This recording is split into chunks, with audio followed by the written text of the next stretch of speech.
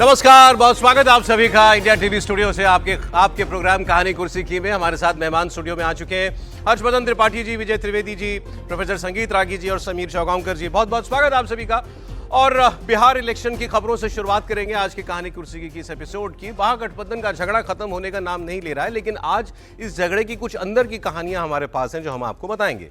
दूसरे फेज के लिए नॉमिनेशन वापसी में अब सिर्फ 24 घंटे का वक्त बाकी है, लेकिन महागठबंधन में तनातनी चल रही है। हालात यह है कि तेजस्वी यादव और कांग्रेस पार्टी के बड़े नेताओं के बीच बातचीत तक नहीं हो रही है, और यही वजह है कि कांग्रेस ने अब पीस मेकर बनाकर अशोक गहलोत को पटना भेजा है। अशोक गहलोत इस वक्त तेजस्वी यादव के घर पर उनके साथ मुलाकात कर रहे हैं।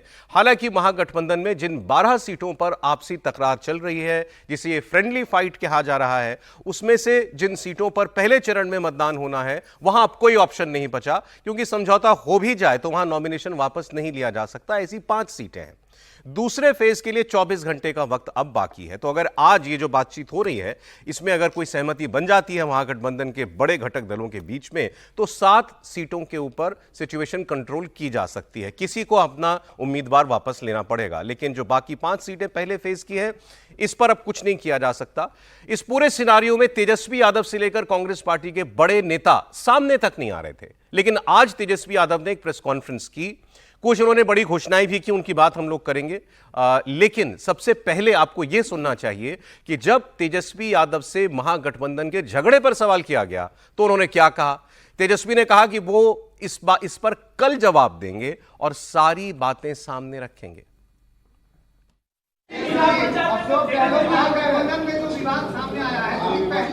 कोई विवाद नहीं है, कल बात करेंगे, कल आप लोगों को सबका जवाब मिलेगा। बहुत बहुत धन्यवाद।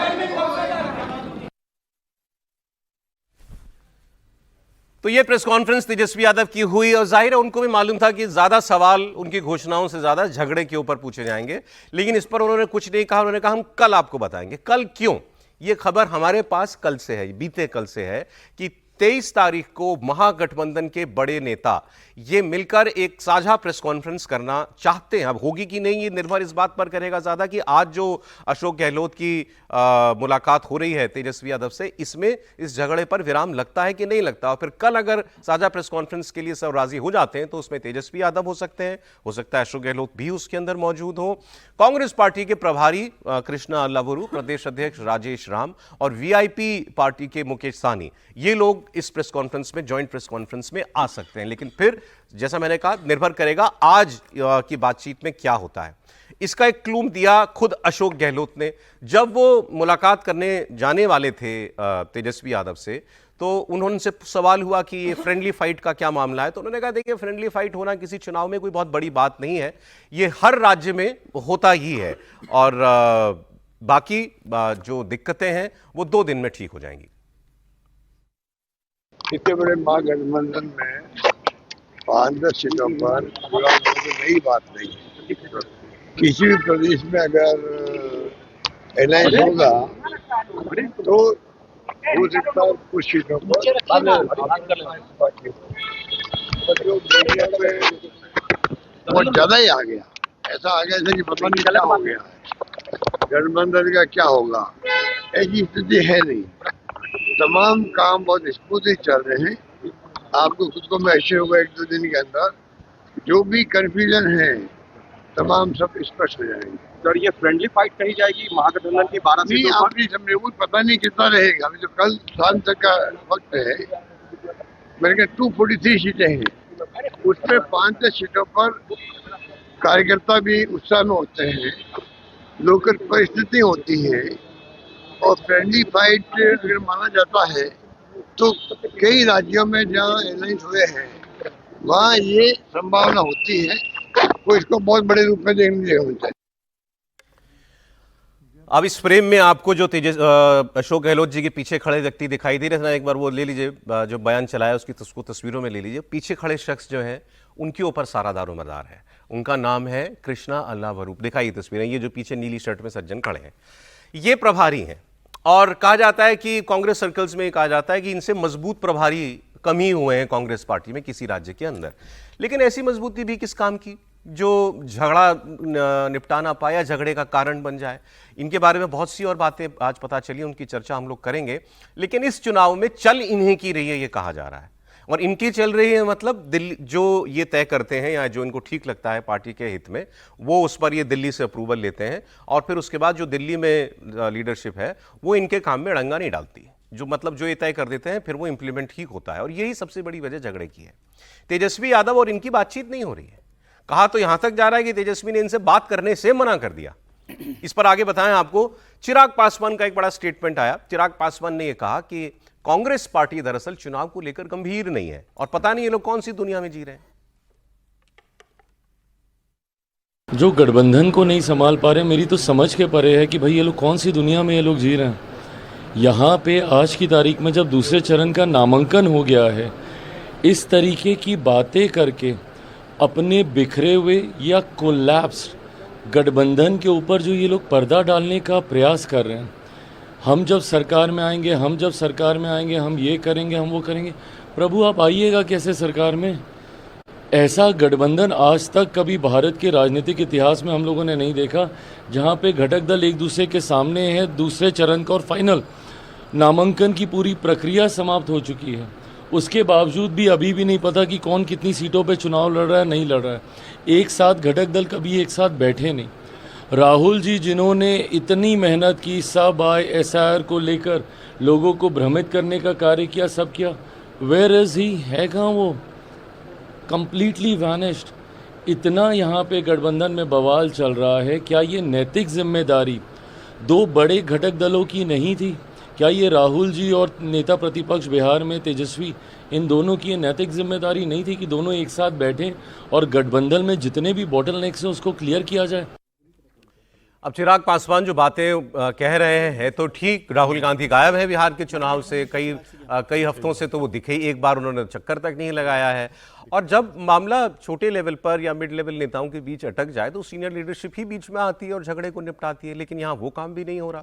तेजस्वी यादव और राहुल गांधी के बीच पता नहीं बातचीत हो भी रही है इन दिनों की, नहीं हो रही है। लेकिन फिर मैं आपको बताता हूँ, अभी इस वक्त अशोक गहलोत तेजस्वी यादव के घर पर मौजूद है। सवाल ये, चुनाव प्रभारी, प्रदेश अध्यक्ष, तमाम वहाँ सीनियर लीडर, सांसद सब होने के बावजूद क्यों ये ऑब्जर्वर थे इस इलेक्शन के, ऑब्जर्वर को क्यों लास्ट मिनट पर आना पड़ रहा है? समीर जी, देखिए, अशोक गहलोत को भेजा गया और मुझे लगता है कि अशोक गहलोत से जब पूछा गया फ्रेंडली फाइट का, तो उन्होंने कहा नहीं, कुछ जगह फ्रेंडली फाइट हो गया। अब अशोक गहलोत को तो फ्रेंडली फाइट की बहुत आदत है। राजस्थान में सचिन पायलट के साथ जब पंगा हुआ तो उन्होंने कह दिया था कि भैया तो फ्रेंडली फाइट है सचिन पायलट के साथ मेरी, और उसके बाद क्या परिणाम निकल के आया। और देखिए, राजस्थान बिहार में जिस तरीके से अब एक ईगो क्लैश हो गया है, तेजस्वी यादव राहुल गांधी से बहुत ज़्यादा और भयंकर नाराज है। तेजस्वी यादव का यह कहना है, तेजस्वी यादव ने अपने किसी भी करीबी मित्र के माध्यम से कांग्रेस को संदेश भेजा कि राहुल गांधी ने जब वोट अधिकार यात्रा का तय किया तो मैं उससे सहमत नहीं था कि वोट अधिकार यात्रा पूरे प्रदेश में लेकर निकाली जाए। और राहुल गांधी ने जब तय किया तो मैंने कहा कि ठीक है, हमारा समर्थन रहेगा, आरजेडी आपके साथ रहेगी। मैंने आरजेडी की तरफ से और अपने बिहार की तरफ से राहुल गांधी का साथ दिया। जब टिकट बंटवारे की बात आई, जब लगा कि अब प्रधानमंत्री नरेंद्र मोदी, अमित शाह और नीतीश कुमार को बिहार में घेरना है, तो उसके लिए क्या साझा रणनीति बनेगी, टिकट डिस्ट्रीब्यूशन कैसे होगा, उस समय राहुल गांधी कोलंबिया चले गए। और ऐसे गए कि उन्होंने कृष्णा अल्लावरू को जिम्मेदारी दे दी। वहां पर भूपेश बघेल गए, वहां अधीर रंजन चौधरी आए। ऐसे लोगों को भेजा कि जिनके हाथ में ना बिहार की कोई जानकारी थी, ना जो बिहार के बारे में निर्णय ले सकते थे। वो सब हर बार कहते थे कि राहुल जी से हम बात करेंगे, उसके बाद तय करेंगे। तेजस्वी को इस बात की भी नाराजगी कि वो लालू प्रसाद यादव जब कोर्ट के लिए पेश होने के लिए दिल्ली आए थे, उस समय ना सोनिया गांधी मिली, ना कोई बड़ा नेता मिला, सिर्फ कह दिया केशव वेणुगोपाल से आप बात कर लो। तो उन्होंने बहुत स्पष्ट कह दिया कि भाई कृष्णा अल्लावरू आपके लिए बड़े नेता होंगे बिहार के प्रभारी, बिहार में मैं उनसे बात नहीं करूंगा कि बिहार की राजनीति की उनकी समझ नहीं है, और वो अगर मुझे फोन करेंगे तो मैं बात नहीं करूंगा। फोन पे भी बात नहीं करते नहीं की। और उन्होंने स्पष्ट बोला जब कृष्णा अल्लावरू का फोन आया कि आप भाई संजय यादव से बात कीजिए। जब संजय यादव ने फोन किया कृष्णा अल्लावरू को, तो कृष्णा अल्लावरू को बुरा लगा। उन्होंने कहा कि आप तो हमारे राधेश्याम से बात कीजिए। है क्या मतलब कृष्णा अल्लावरू का क्या बैकग्राउंड है, क्या कितनी इंपॉर्टेंट चीज है इस चुनाव में? बेसिकली ये राहुल गांधी जब युवा मोर्चा देखते थे उस समय से युवा मोर्चा में जुड़े रहे, कर्नाटका के नेता है और डीके शिव कुमार का वरदस्त है बेसिकली कृष्णा अल्लावरू को। और एक वहाँ कहा जाता है कि एक साफ सुथरे नेता है, कर्नाटक की राजनीति में कहा जाता है। और राहुल गांधी को लगा कि इस समय ऐसा नेता बिहार में भेजना है जिसको बिहार की लोकल पॉलिटिक्स में कोई खेमेबाजी से इंटरेस्ट नहीं हो, जो निष्पक्ष होकर निर्णय ले सके। लेकिन जिस तरीके से कृष्णा अल्लावरू से उम्मीद थी कि चुनाव के बहुत पहले तेजस्वी के साथ मिलकर, मुकेश सहनी के साथ मिलकर, लेफ्ट पार्टियों के साथ मिलकर टिकटों का डिस्ट्रीब्यूशन बहुत स्मूथली वो करा लेंगे, क्योंकि राहुल गांधी का उनके ऊपर हाथ था, राहुल गांधी से वो सीधे बात कर सकते हैं। मुझे लग रहा है उसके बाद भी वो सब चला यही रहे, सब ये चला रहे हैं, लेकिन उसके बाद भी वो पूरे असफल हो गए टिकट डिस्ट्रीब्यूशन पे गठबंधन को लेकर। वीडियो फिर याद कीजिए आप, एक विधायक का जिसका टिकट कटा और राजेश राम जो प्रदेश अध्यक्ष हैं, उसमें उन्होंने कहा मैं तो बस दस्तखत करके आ जाता हूं, अब किसको उसके बाद टिकट मिला, क्या बात हुई, मुझे इससे मालूम नहीं, और पार्टी ऐसे नहीं चल सकती। मैं भी कह रहा हूं आपसे, वो जो आदमी अपना दर्द बताने के लिए जिसने फोन किया था, राजेश राम जी ने अपना दर्द उनको बता दिया। पप्पू यादव कह रहे हैं कि कांग्रेस, लालू यादव से कह रहे हैं कि हट छोड़ दीजिए आप, मान जाइए और अपने उम्मीदवार जो हैं वो वापस ले लीजिए। मुझे तो एक बड़ी बातचीत, तारिक अनवर सांसद हैं, उन्होंने क्या कहा, कुछ सीटों का जिक्र करते हुए उन्होंने कहा कि जिस आदमी को जो है 3000 वोट मिले थे, जो तीसरे नंबर पे था, उसको आपने टिकट दे दिया। तो वो भी इनडायरेक्टली नाम लिए बगैर बात इन्हीं की कर रहे हैं, क्योंकि चल ही नहीं की रही है, जैसा समीर जी ने आपको बताया। एक अजीबोगरीब सी बात पता चली है त्रिपाठी जी कि कांग्रेस की सीनियर लीडर ने शेयर किया है कि ये बिहार में रुकते नहीं हैं, मतलब रात्रि विश्राम बिहार में नहीं होता है इनका, ये फ्लाइट से आते हैं और वापस आ जाते हैं दिल्ली रात में, जो भी लास्ट फ्लाइट होती है। नहीं, अगर ऐसा है तो इन्होंने बड़ा सीरियसली ले लिया होगा कि बिहार की राजनीति में नहीं फंसना है। भाई रात में रुकेंगे तो लोग, 4 लोग आएंगे, बिहार के नेता वैसे भी बातचीत में तेज होते हैं तो फंसा लेंगे, तो इसलिए। लेकिन गंभीरता से अगर देखें तो मुझे थोड़ा सा चिंता ज़्यादा हो रही है, क्योंकि जैसे ही मैंने अशोक गहलोत जी को सुना, जैसे ही मैं भूपेश बघेल जी का चेहरा देखता हूँ, जैसे ही मुझे मतलब लगभग गायब हो गए अधीर रंजन चौधरी का नाम सुनाई देता है, तो मुझे लगता है कि फिर राहुल गांधी ने किया क्या। ये तो पुनर्मूषको भव वाली स्थिति हो गई। ये तो वो स्थिति हो गई कि क्या कहावत है ना कि 9 दिन चले 2.5 कोस। आप जहां से चले थे वहां पहुंचने के लिए कहीं और चले थे, लौट के फिर वहीं आ गए। अगर आपको कृष्णा अल्लावरू पर भरोसा था, जो कि दिखता है कि है, और कृष्णा अल्लावरू ने कड़े निर्णय लिए, ये सब होता है, अगर आप कहीं भी किसी सिस्टम को थोड़ा सा डिसरप्शन करते हैं, थोड़ा तोड़फोड़ करते हैं, तो लोग झगड़ा करते हैं, लेकिन तब आपको उन पर भरोसा करना चाहिए था। अब कृष्णा अल्लावरू खड़े हैं पीछे, अशोक गहलोत आ गए हैं आगे, अशोक गहलोत तेजस्वी जी के घर में है, तो क्या कर रहे होंगे लोग? अल्लावरू का मजाक बना रहे होंगे। अल्लावरू ने जो किया है उसको उन्हीं के सामने लालू जी और तेजस्वी जी अपने अंदाज में खारिज कर रहे होंगे। तो कांग्रेस कहां बची? और पिछले साल भर से, 1.5 साल से जो कांग्रेस वहां बन रही थी, मजबूत हो रही थी, वो कहां बची? अच्छा, और अगर यही सब है तो फिर गठबंधन लड़ेगा कैसे? अब ये नहीं मालूम कि जो अशोक गहलोत जी गए हैं तेजस्वी जी से मिलने, तो कृष्णा अल्लावरू साथ उनके गए हैं कि नहीं गए? समीर जी तो मुझे कह रहे थे शायद मना कर दिया था, तेजस्वी यादव उनसे मिलना भी नहीं चाहते। विजय लक्ष्मी हमारे साथ जुड़ी है, हमारी सहयोगी, कांग्रेस पार्टी की सारी खबरें उनके पास रहती है। अशोक गहलोत को क्यों आज मैदान में उतारना पड़ा? मतलब क्या इतना संबंध विच्छेद है कांग्रेस और आरजेडी में? विजय, बिल्कुल सौरभ, संबंध विच्छेद तो है, क्योंकि कई दिनों से इनफैक्ट फोन पे जो है टेलीफोनिक कॉन्वर्सेशन भी बंद थी कृष्णा अल्लावरू और आरजेडी की जो लीडरशिप है उसके बीच में। एक्चुअली में कृष्णा अल्लावरू को मैंडेट दिया है कांग्रेस की लीडरशिप ने कि आपको अड़े रहना है। पिछली बार जो खराब सीटें दी थी वो बिल्कुल नहीं लेनी है, क्योंकि पिछली बार सारा ठीकरा कांग्रेस के नेगोशिएटर्स पर फोड़ा गया 2020 में, कि सारी खराब सीटें ले ली, कोई लड़ाई नहीं की अंदर जाकर के, और फिर स्ट्राइक रेट खराब कर दिया। तो इस बार ऊपर आला कमान ने कहा कि लड़ो और जो विनेबल सीटें हैं वही लेके आओ, फालतू का नंबर जो है क्वांटिटी मत बढ़ाओ, क्वालिटी सीटें लाओ। तो वो आपको अल्लावरू के, आप देखेंगे उनके जेस्चर में, उनके बॉडी लैंग्वेज में वो अड़ियलपन दिखता है। लेकिन लालू प्रसाद यादव जैसे कद्दावर नेता से डील करने के लिए उम्र के हिसाब से भी और एक्सपीरियंस के हिसाब से भी कृष्णा अल्लावरू वो मैच नहीं कर पाते हैं वो स्टैचर को। इसलिए अशोक गहलोत को अब मैदान में उतारा गया है ताकि वो जाएं, क्योंकि इससे पहले भी कई बार संकट मोचन की भूमिका में अशोक गहलोत रह चुके हैं, चाहे वो फिर अहमद पटेल का राज्यसभा का चुनाव हो या फिर उसके अलावा भी कई बार कर्नाटक में जब सरकार बनी थी, जो बातचीत जेडीएस से की थी, तभी अशोक गहलोत और गुलाम नबी आज़ाद उस समय कांग्रेस में होते थे तो उनको भेजा गया था। तो अशोक गहलोत सियासी जादूगर इनको माना जाता है, पॉलिटिकल एक्यूमेन है, एक कद्दावर नेता है, पूर्व मुख्यमंत्री हैं और उनके अंदर वो स्किल है राजनीति में, जो बैठ करके बातचीत करने का जो एक तरीका है वो गहलोत साहब बखूबी जानते हैं। तो जो काम अल्लावरू नहीं कर पाए, अब कांग्रेस के आला कमान को उम्मीद है कि अशोक गहलोत कर लेंगे और टॉप लीडरशिप के कहने पर ही अशोक गहलोत साहब को वहां भेजा गया है। जिन 5 सीटों पर मामला फंसा हुआ है, कांग्रेस और राजद की मोटा मोटी हम बात करें तो अब कहा जा रहा है कि कोशिश की जाएगी कि जो कुछ सीटें हैं उनमें जो फ्रेंडली फाइट की जो पहले बात हो रही थी, एक कैंडिडेट को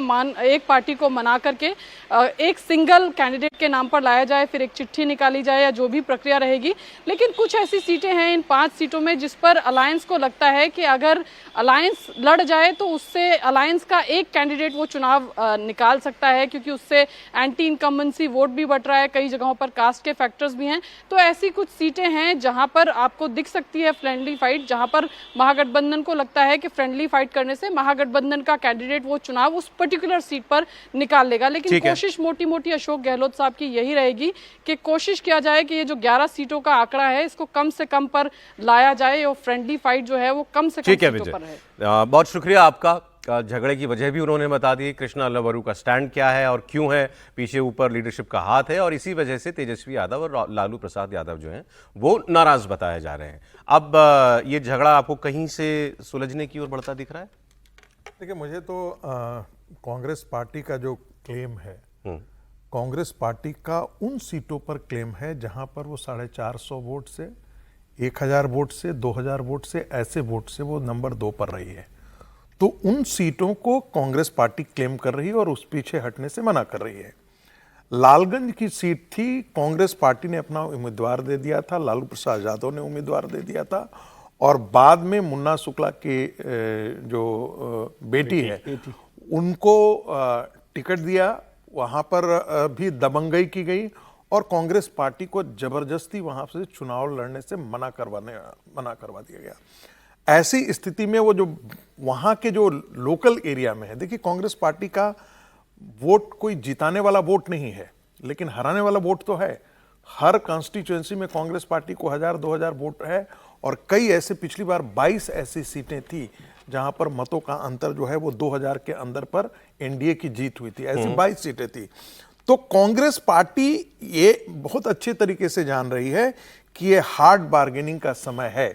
यदि हम लालू प्रसाद यादव के साथ हार्ड बार्गेनिंग इस समय नहीं कर पाए तो आने वाले लोकसभा चुनाव के अंदर हम नहीं ठीक से तो कांग्रेस का अड़ना जायज है आपके तो मेरे हिसाब से कांग्रेस इसी जायज है या नहीं है, लेकिन कांग्रेस पार्टी का यही स्टैंड है। और दूसरी बात, जो एक चीज जानकारी मिलकर आई है कि तेजस्वी और राहुल गांधी की जो पहले थी कि जैसे ज्वाइंट रैली, जैसे नीतीश जी और प्रधानमंत्री की ज्वाइंट रैली शेड्यूल्ड है, उस प्रकार से राहुल गांधी और तेजस्वी की ज्वाइंट रैली भी पहले से बात की जा रही थी कि शेड्यूल किया जाएगा, लेकिन अब उसकी कोई संभावना दिख नहीं रही है।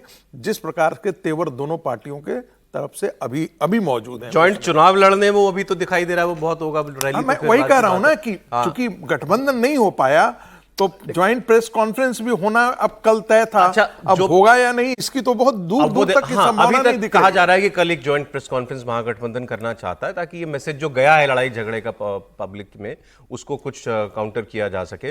लेकिन सर, अगर केवल तेजस्वी यादव या आरजेडी की नाराजगी की बात होती तो चलो आप कहते, राजेश राम का कहना वैसे पार्टी नहीं चलेगी, तारिक अनवर का खुलेआम कहना कि कैंडिडेट सिलेक्शन ठीक से नहीं किया गया, सारी उंगलियां इन्हीं के ऊपर है, कृष्णा अल्लावरू के ऊपर। बिल्कुल ठीक आप कह रहे हैं और इसका मतलब कृष्णा अल्लावरू को जिस काम के लिए भेजा गया था वो उन्होंने ठीक से किया है काम, मैं ऐसा समझता हूँ। और जो कांग्रेस लीडरशिप ने तय किया उस हिसाब से भी मैं समझता हूँ कि बेहतर काम किया कि ऐसे आदमी को भेजा जो इन सब से, यही सारी पॉलिटिक्स ने तो कांग्रेस को बर्बाद किया था वहाँ पर। तो कभी भी ऐसा होता है कि जब भी कोई स्ट्रिक्ट या जो नॉन पॉलिटिकल पार्टी या नॉन पार्टीसन आदमी को भेजा जाता है तो ये सारे झगड़े शुरू होते हैं। और ये हम गलत समझ रहे हैं कि तेजस्वी यादव से बातचीत करने के लिए कृष्णा अल्लावरू को भेजा गया। कृष्णा अल्लावरू का काम ही ये नहीं है। कृष्णा अल्लावरू का काम है पार्टी को मजबूत करना, पार्टी के लिए बेहतर चांसेस को बनाना और लड़ना। आप इसको तमिलनाडु के अन्नामलाई से उदाहरण लीजिए। अन्नामलाई ने जिस तरह से बीजेपी को 6 महीने में 8 महीने में खड़ा किया था, वो सबके दुश्मन बन गए थे। और वहाँ पर जो सहयोगी पार्टियाँ थी, AIADMK, वो सब लोग नाराज थे, लेकिन उन्होंने पार्टी को खड़ा कर दिया। आप याद कीजिए 2012-13 में अमित शाह को उत्तर प्रदेश गए थे वो प्रभारी बन के, पार्टी का एक भी लीडर नहीं था जो खुश होगा अमित शाह से उस वक्त। तेलंगाना में जो भारतीय जनता तेलंगाना पार्टी में के जिस तरह से अध्यक्ष हुआ, से जिनको हटा तो दिया इसलिए मेरे हिसाब से जितनी ये नाराजगी दिख रही है वो उनका सर्टिफिकेशन है कृष्णा अल्लावरू का कि उन्होंने ठीक काम किया है, अपनी पार्टी के लिए और ठीक काम कर रहे अपने एक पार्टी के लिए ठीक काम किया, और मेरे ख्याल से इसी के लिए भेजा गया उनको।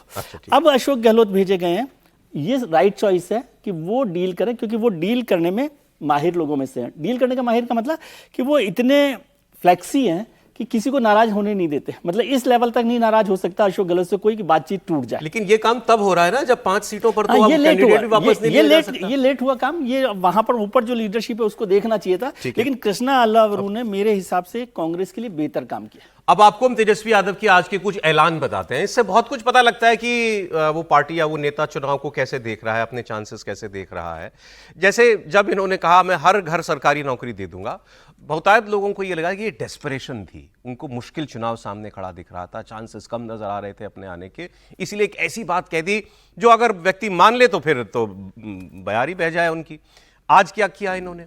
नीतीश कुमार बिहार में महिलाओं के खाते में 10-10 हज़ार रुपए भेज रहे हैं, 1 करोड़ 21 लाख महिलाओं के खाते में पैसा सीधा जा चुका है, और महिला वोटर्स को अपनी तरफ आकर्षित करने का काम उन्होंने किया। तो अब तेजस्वी यादव ने इसकी काट तलाशी जीविका दीदियों के जरिए, जीविका दीदियों को ही वो पैसा मिल रहा है, नीतीश कुमार वाला भी। तेजस्वी यादव ने आज अनाउंस किया कि जब हमारी सरकार बनेगी तो हम जीविका दीदियों को स्थायी कर देंगे और उनकी तनख्वाह 10,000 से बढ़ाकर 30,000 रुपए कर दी जाएगी, 5 लाख का बीमा देंगे, ब्याज मुक्त कर्ज देंगे।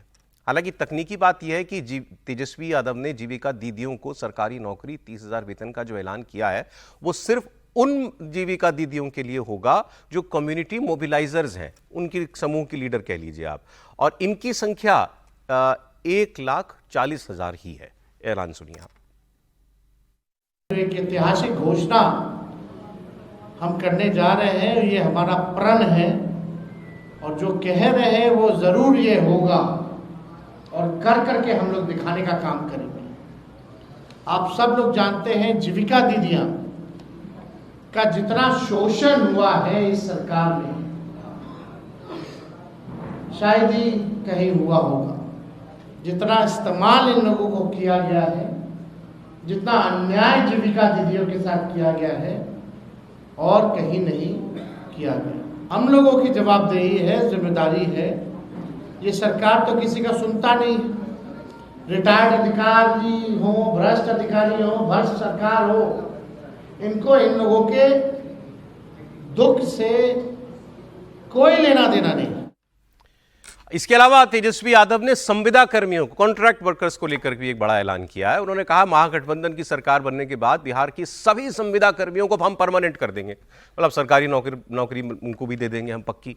बिहार में संविदा कर्मी कितनी है? इनकी संख्या लगभग 50,000। तो अब 1.5 लाख पीछे जो संविदा जीविका दीदियों वाला 2 लाख लोगों के लिए उन्होंने ऐलान किया था, और इन सभी को लगभग वो कह रहे हैं कि हम सरकारी नौकरी का दर्जा जो है वो हम दे देंगे। अब इसमें इन ऐलानों में त्रिपाठी जी क्या डेस्परेशन दिखाई देती है, अपॉर्चुनिटी दिखाई देती है?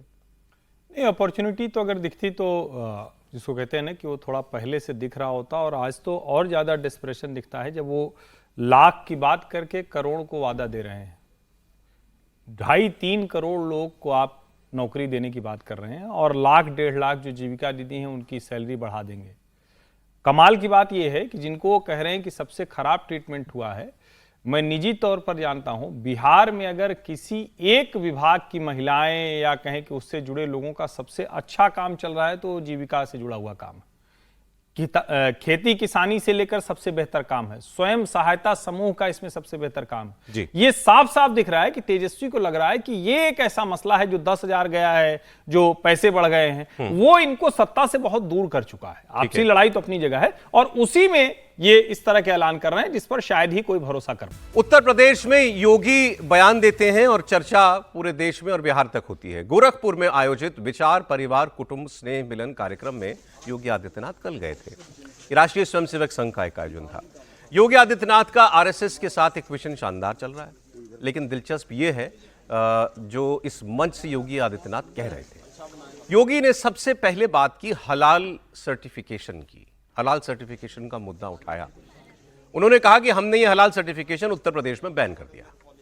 योगी आदित्यनाथ ने एक बड़ा स्टेटमेंट दिया और कहा कि हलाल सर्टिफिकेशन के नाम पर एक फूटी कौड़ी भी उत्तर प्रदेश में नहीं दी जा सकती, क्योंकि ये पैसा हिंदुओं के खिलाफ षड्यंत्र में इस्तेमाल होता। अब ये बात कहां से लाए? वो बात कर रहे थे, ये जो एक कन्वर्जन रैकेट पकड़ा गया, बहुत बड़ा धर्मांतरण का रैकेट पकड़ा गया। छांगुड़ बाबा नाम से एक व्यक्ति, जलालुद्दीन नाम का आदमी चला रहा था बलरामपुर में, उत्तर प्रदेश में। और पता चला कि वो बरसों से ये काम कर रहा था। रेट कार्ड फिक्स थे उसके कि हिंदू धर्म में किस जाति की लड़की को फंसाकर उसका धर्म परिवर्तन कराने पर कितना पैसा जो है वो काम करने वाले को दिया जाएगा। तो उच्च वर्ण जातियों की लड़कियों के लिए अलग रेट है, ओबीसी जाति के लिए लड़की के लिए अलग रेट है। तो वो कह रहे थे कि आप ये सोचिए कि ये सब काम करने का पैसा इसको कहाँ से मिल रहा था। तो उन्होंने कहा ये पैसा आप ही का पैसा इसमें इस्तेमाल हो रहा था। और ये हलाल सर्टिफिकेशन नाम की जो काम किए जाते हैं, या हलाल प्रोडक्ट्स नाम से जो उत्पाद बेचे जाते हैं, उसका पैसा फिर ऐसे लोगों के पास घुमाया जाता है और फिर ये धर्मांतरण जैसे काम में, समाज के खिलाफ काम में वो पैसा इस्तेमाल करते हैं। फिर वो काफ़ी उन्होंने डिटेल में बताया छांगुड़ बाबा के बारे में कि कैसे 3 साल से हम इस आदमी को ट्रैक कर रहे थे और मैं अपडेट लेता था इसका वक्त वक्त पर कि इसके खिलाफ केस कहाँ तक बन गया। और जब ये फरार हो गया तो मैंने बड़ी नाराज़गी भी जाहिर की कि अब ये कैसे पकड़ में आएगा, लेकिन फिर बाद में हमने इसको पकड़ लिया। तो आप हलाल सर्टिफिकेशन का मुद्दा योगी जी उठा रहे हैं, तो पहले उसकी बात सुन लेते हैं, उनकी बात, फिर ये बातें क्यों हो रही हैं। मीडिया में यह है छांगुर बाबा धर्मांतरण करते हुए गिरफ्तार। हमने कहा भी छांगुर नहीं है, इस कालनेमी का वास्तविक नाम रखो, इसका नाम जलालुद्दीन है। ये धर्मांतरण करवाता था और राष्ट्र विरोधी गतिविधियों में लिप्त था, तमाम प्रकार की राजक गतिविधियों में लिप्त था। इसने रेट तय कर रखे थे कि अपर कास्ट की बालिका के लिए कितना पैसा देगा, पिछड़ी जाति की बालिका के लिए कितना देगा, अनुसूचित जाति की बालिका के लिए कितना पैसा देगा, और पैसा कहां से आ रहा है। पैसे का स्रोत आपको भी नहीं मालूम होगा, वो कोई दूसरे देश से नहीं आ रहा है, आप ही के पास से।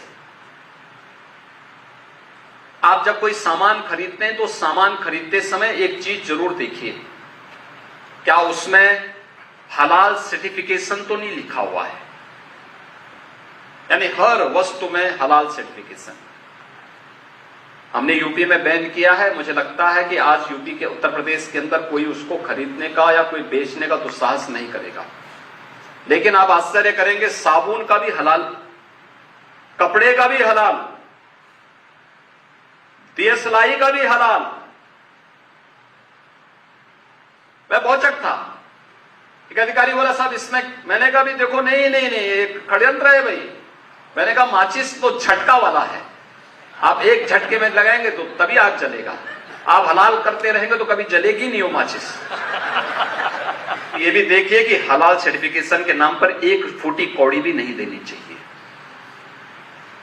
क्योंकि जितना पैसा जाएगा ये सभी के सभी पैसा आपके खिलाफ षड्यंत्र में वह जाने वाला है।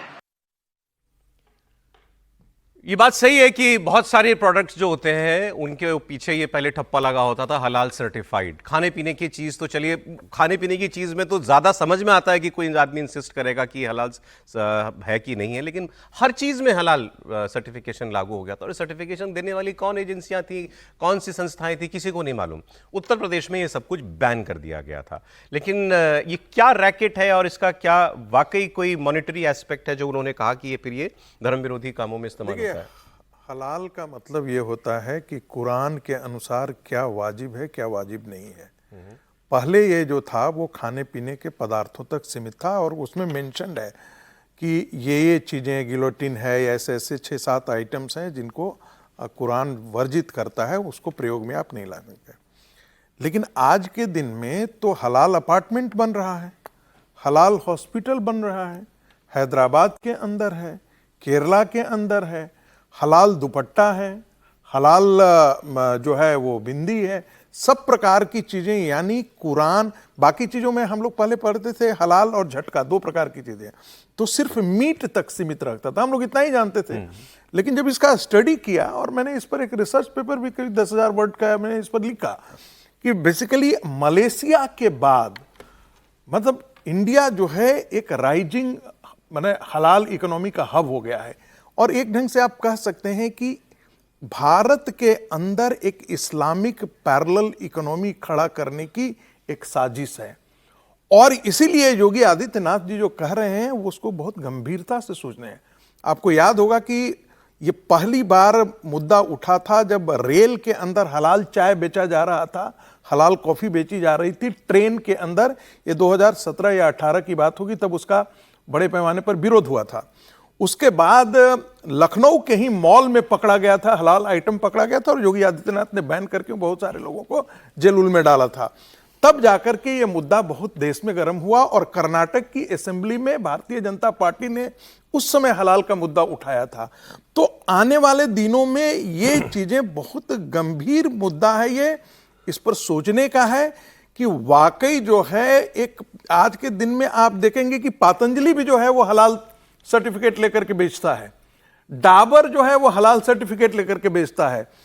जब आपको वेस्ट एशिया के अंदर, सेंट्रल एशिया के अंदर, मुस्लिम कंट्री के अंदर कोई भी प्रोडक्ट यदि आपको बेचना है तो हलाल सर्टिफिकेशन मस्ट हो गया है। तो जैसे जैसे इस्लाम के न्यूमेरिकल स्ट्रेंथ का राइज होगा वैसे वैसे ये मार्केट और स्वेलअप करेगी और जो मुस्लिम कंट्री हैं वो इस बात का दबाव आप पर भी बढ़ाएंगे कि जो भी आप अपने यहां से प्रोडक्ट हमारे यहां एक्सपोर्ट कर रहे हैं उसमें हलाल सर्टिफिकेट हो, नहीं तो हम नहीं खरीदेंगे।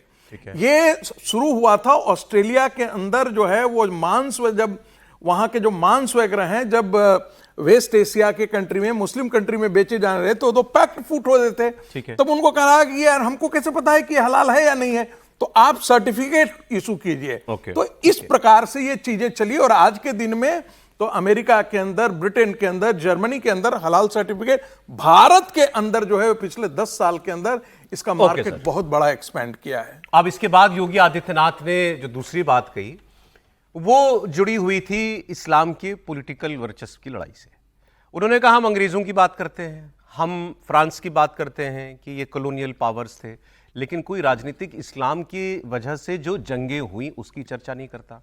हमारे पूर्वजों ने राजनीतिक इस्लाम के खिलाफ लड़ाई लड़ी। उन्होंने कहा छत्रपति शिवाजी महाराज, महाराणा प्रताप, महाराणा सांगा, गुरु गोविंद सिंह जी, हम ऐसे महापुरुषों को इसलिए याद करते हैं क्योंकि इन्होंने इस पॉलिटिकल इस्लाम के साथ जंग लड़ी थी। और ये राजनीतिक इस्लाम वो है जो ऐसे ही छांगुड़ बाबा के रूप में देश को तोड़ने की साजिश करता है। फ्रांस के उपनिवेश की चर्चा होती है, लेकिन राजनीतिक इस्लाम की कहीं चर्चा नहीं होती। जिसने आस्था पर कुठाराघात किया, यानी ब्रिटिश उपनिवेशवाद के खिलाफ हम लड़े थे, हमारे पूर्वज लड़े थे। फ्रांस के उपनिवेशवाद के खिलाफ हमारे पूर्वज लड़े थे, लेकिन राजनीतिक इस्लाम के खिलाफ भी हमारे पूर्वजों ने लड़ाई लड़ी थी, बड़ी बड़ी लड़ाइयां लड़ी थी। छत्रपति शिवाजी महाराज को, गुरु गोविंद सिंह जी महाराज को, महाराणा प्रताप को, महाराणा सांगा को हम इसी बात के लिए स्मरण करते हैं, इसी बात को लेकर के हम उनको राष्ट्र नायक के रूप में सम्मान देते हैं। लेकिन ये राजनीतिक इस्लाम वही है जो छांगुर के रूप में डेमोग्राफी को चेंज करके राष्ट्र माता के टुकड़े टुकड़े करने की मंशा के साथ कार्य कर रहा है। और उससे सतर्क रहने के लिए राष्ट्रीय स्वयंसेवक संघ आज समाज को जोड़ने के जिस बड़े अभियान को आगे बढ़ा रहा है, और वह अत्यंत अभिनंदनीय प्रयास है।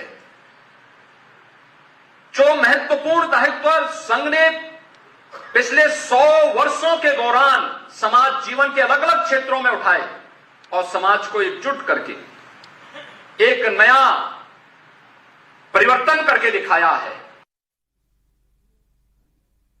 अब योगी आदित्यनाथ ये बातें जब वो कह रहे हैं तो एक आर्गुमेंट वो ये बिल्ड कर रहे हैं कि ये धर्मांतरण के रैकेट जब इस प्रकार की गतिविधियां नज़र में आती हैं, जो पकड़ी जाती हैं, तो इनको आप कोई आइसोलेटेड इंसिडेंट्स या केवल एक क्राइम की नज़र से न देखें।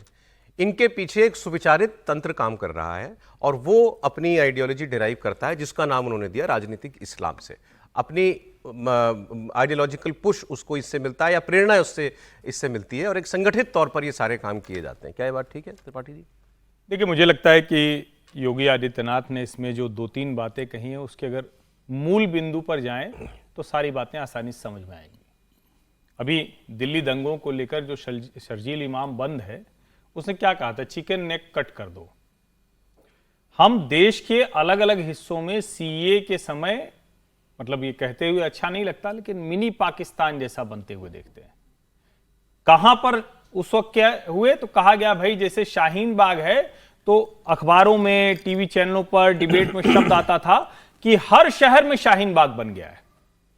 जो योगी आदित्यनाथ कह रहे हैं, जब छांगुर की बात करते हैं, जलालुद्दीन की बात करते हैं, हलाल इकोनॉमी की बात करते हैं, पॉलिटिकल इस्लाम की बात करते हैं, कंट्री विद इन कंट्री बनाने की जो बात होती है, तो उसी तरफ ले जाता है जिसको बार बार गजवाए हिंद के नाम से कहा जाता है। यानी हमारी आइडेंटिटी किसी देश, किसी सीमा के आधार पर नहीं है। हमारी आइडेंटिटी कहीं और से है और उसके आधार पर उस आइडेंटिटी से जुड़ने वाले सारे लोगों के साथ हम खड़े होंगे। इसीलिए जब बांग्लादेशी या रोहिंग्या मुसलमान आता है, वो घुसपैठिया होता है। लेकिन हमारे देश में अलग अलग शहरों में, हैदराबाद से लेकर, मुर्शिदाबाद से लेकर, जोधपुर से लेकर, दिल्ली से लेकर, हर जगह जो रैलियां निकालने वाले होते हैं, वो उनसे अपने आप को कनेक्ट करते हैं। और ये बात तो सचमुच नहीं समझ में आती कि खाने पीने के आधार पर भी कांवड़ के समय सिर्फ नेम प्लेट लगा दीजिए, ऐसा कहने पर जो लोग एकदम से उबल पड़ते हैं, कह रहे तो कम्युनल हो गया। वो लोग आजकल नहीं बात कर रहे, हलाल पे नहीं बात करते। भाई एक ही दुकान में हलाल और हराम क्यों होना चाहिए? आप अगर कह सकते हैं कि भाई शुद्धता का कुछ काम होगा, उस शुद्धता के काम के लिए हमारा यह है, इस्लाम में इतनी चीजों की शुद्धता हम रखना चाहते हैं, कर लीजिए। लेकिन आपने हलाल और हराम करके, इसका मतलब एक को आपने दूसरी तरह से कर दिया। हलाल नहीं कह रहे तो क्या करें? हराम कह रहे हैं ना आप। तो ये तो खतरनाक है। ये ठीक वैसी ही अवधारणा है जो कहती है कि गैर मुस्लिम मतलब काफिर हो जाना। गैर मुस्लिम मतलब उसे, अगर वो हमारी तरह नहीं है तो या तो वो माफी मांगेगा, नहीं तो उसको रहने का अधिकार नहीं। मुझे लगता है ये खतरनाक है, इसकी इस तरह से बातचीत नहीं होती है, लेकिन इसको रोकना तो बहुत जरूरी दिखता है। वो किसी मुस्लिम देश के बाजार की वजह से हो रहा हो, भारत में किसी भावना की वजह से हो रहा हो, या कहीं से गवर्न हो रहा हो, तीन ही स्थितियों में खतरनाक है। अच्छा, इस पर हम लोग आगे बात करें। खबर बिहार से आ रही है, कैमूर से मोहनिया सीट पर से आरजेडी कैंडिडेट का नॉमिनेशन रद्द हो गया है। यहां से आरजेडी की कैंडिडेट थी श्वेता सुमन, इनका नॉमिनेशन रद्द हो गया है। अब ये भी अजीब बातें हो रही हैं बिहार के इलेक्शन में। पहले एलजेपी की कैंडिडेट का एक जगह से नॉमिनेशन खारिज हुआ, फिर अब ये आरजेडी का भी हो गया, किसी और दल का भी मेरे ख्याल में हुआ है। ये शायद दूसरा है आरजेडी का, ये शायद दूसरा हाँ, है। मेरे को भी ऐसा ही याद आ रहा है कि शायद एक पहले भी हो चुका है। पहले भी हो चुका है आरजेडी का। विचित्र बातें हैं इलेक्शन में, मतलब आप फॉर्म ठीक से नहीं भर रहे, इस वजह से आपका नॉमिनेशन जो है वो कैंसिल हो रहा है। बड़ी और इसकी और कोई डिटेल सामने आएगी। एलजेपी वालों का तो ये था कि गलत कॉलम में गलत चीज लिख दी थी, इस वजह से हुआ। सर नहीं, वो भी मतलब ये माफी के जोगी नहीं है। विचित्र बात है। नहीं, क्या कारण रहे हैं अब पता नहीं है, क्योंकि नॉमिनेशन के जांच हो रही है तो कैंसिल होने की संभावना तो हो ही सकती है ना, इसीलिए जांच होती है। हालांकि हम लोग बार बार इस पर बात करते हैं कि जो भी अधिकारी होते हैं वहाँ पर, उनको खुद को ही देखना चाहिए जब फॉर्म भरा जा रहा है, क्योंकि सबकी मंशा क्या होनी चाहिए अधिकारी की, कि जो लोग चुनाव लड़ना चाहते हैं वो लड़ें।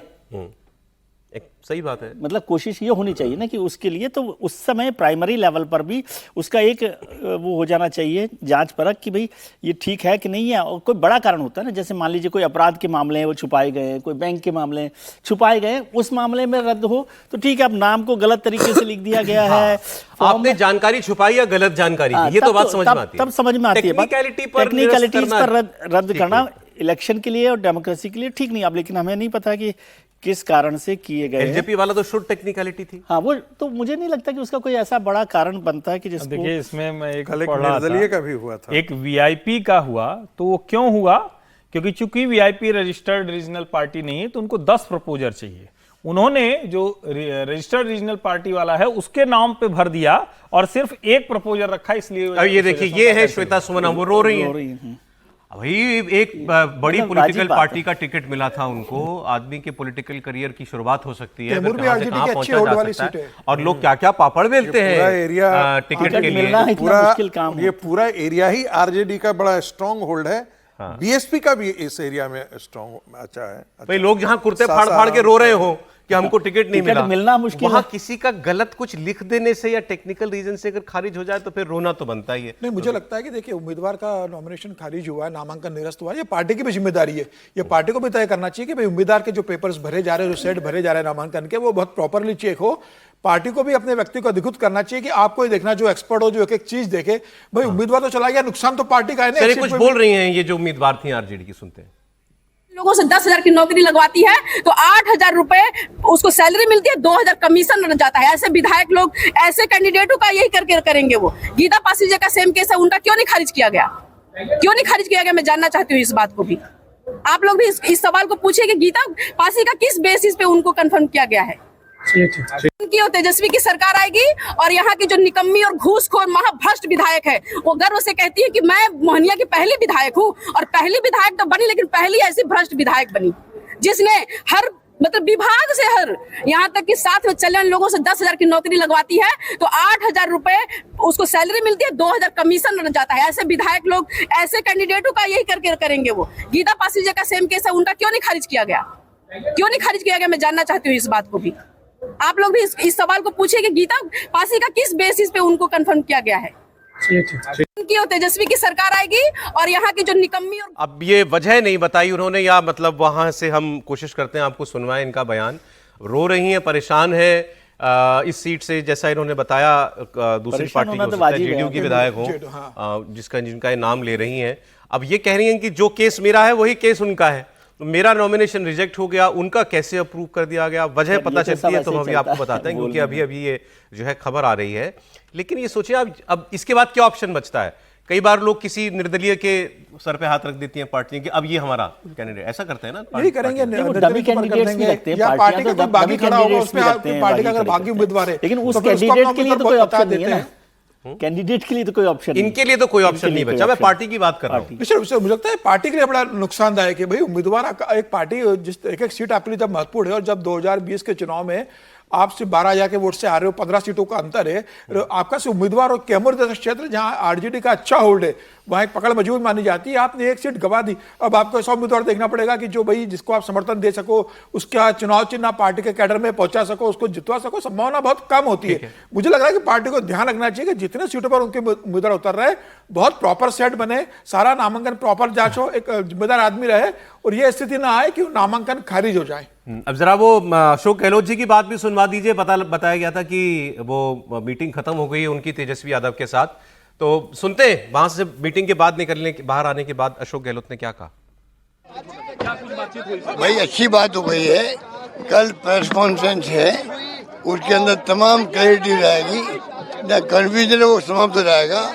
पूरा महागठबंधन एकजुट होकर चुनाव मैदान में उतर रहा है। पूरा थोड़ा एक कन्फ्यूजन पैदा कर दिया गया, कोई दम नहीं है। 243 सीटें हैं बिहार में।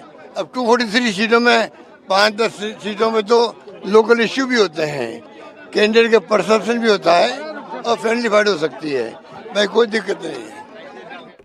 5-7 सीटें बोला उन्होंने, 5-10 सीटें बोला। हाँ, 5-10 सीटें का मतलब जो 3 सीट तो है जिस पर फ्रेंडली फाइट जो है वो हो ही रहा है, लेकिन जो बचा हुआ था तो यही तो 12-13 सीट तो थी। 12 कुल 13 सीटें थी। एक्चुअली 6 सीटें हैं जो आरजेडी वर्सेस कांग्रेस हैं। वो ज्यादा इंपॉर्टेंट है ना। यदि तेजस्वी से बात कर रहे हैं तो वो आरजेडी 6 कांग्रेस और आरजेडी की फ्रेंडली फाइट की 4 लेफ्ट हैं। के साथ 4 सीटें लेफ्ट और आरजेडी की हैं, और 2 सीटें VIP कांग्रेस और वीआईपी की, या तेजस्वी और वीआईपी की है शायद, ऐसा है। लेकिन वो तो जस्टिफाई कर रहे हैं कि भाई हो भी जाएगी फ्रेंडली फाइट, तो क्या बात है, कौन सी बड़ी बात हो जाएगी। नहीं, वो तो उनकी बात से तो ऐसा लग रहा है कि लगभग दोनों कोई अपना तलवार म्यान में अभी रखे हुए हैं। इसका मतलब है कि वो कोई सुलझा नहीं मामला नहीं सुलझा, मतलब मोटे तौर पर तो ये हुआ नहीं सुलझा। और हम लोग सब जा रहे हैं, आमने सामने की लड़ाई है, और जिसके साथ जा रहे हैं उसी को 4 लाठी मार दिए और कहे कि भाई आगे चल के फिर लड़ लेंगे, तो भाई लड़ लेंगे। नुकसान थोड़ी ना होगा, फिर सर्वर फूटा रहेगा, जाके लड़ेंगे। लेकिन प्रेस कॉन्फ्रेंस होगी, साझा प्रेस कॉन्फ्रेंस कल की महागठबंधन की, जिसमें कांग्रेस के नेता और तेजस्वी यादव, वीआईपी सब, लेफ्ट के नेता सब होंगे, तो ये तो उन्होंने कंफर्म कर दिया कि प्रेस कॉन्फ्रेंस होगा, वो करेंगे। ठीक है, वो 2-4 सीटों पर लड़ाई चलती रहती है, जैसे अशोक जी ने भी कह दिया। अशोक जी ने तो बहुत चुनाव लड़े कि किस तरह से फ्रेंडली फाइट की है, लेकिन महागठबंधन कोई टूट गया हो ऐसा मुझे नहीं लग रहा। महागठबंधन अपनी जो भी बचा हुआ जितना भी है उसकी ताकत के साथ वो लड़ाई लड़ेगा कि कितना लड़ाई। वो हम लोग बात कर रहे थे सर कि वो नॉमिनेशन क्यों रद्द हुआ मोहनिया सीट वाला, तो वो नीतीश चंद्रा हमारे साथ जुड़ गए, हमारे सहयोगी बताएंगे आपको क्या वजह रही ये श्वेता सुमन का नॉमिनेशन रद्द होने के पीछे। नीतीश,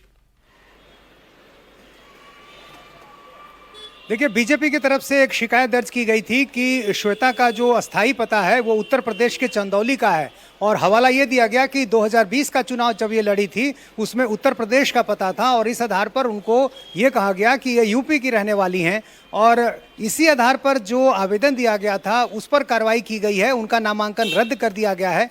और ये सीट खाली हुई थी। दरअसल मोहनिया से पहले आरजेडी की सुनीता उम्मीदवार हुआ करती थी, लेकिन आपको याद होगा जब नीतीश कुमार महागठबंधन छोड़कर एनडीए में आए थे उस समय कुछ ऐसे विधायक थे जिन्होंने बहुमत परीक्षण में नीतीश कुमार का साथ दिया था।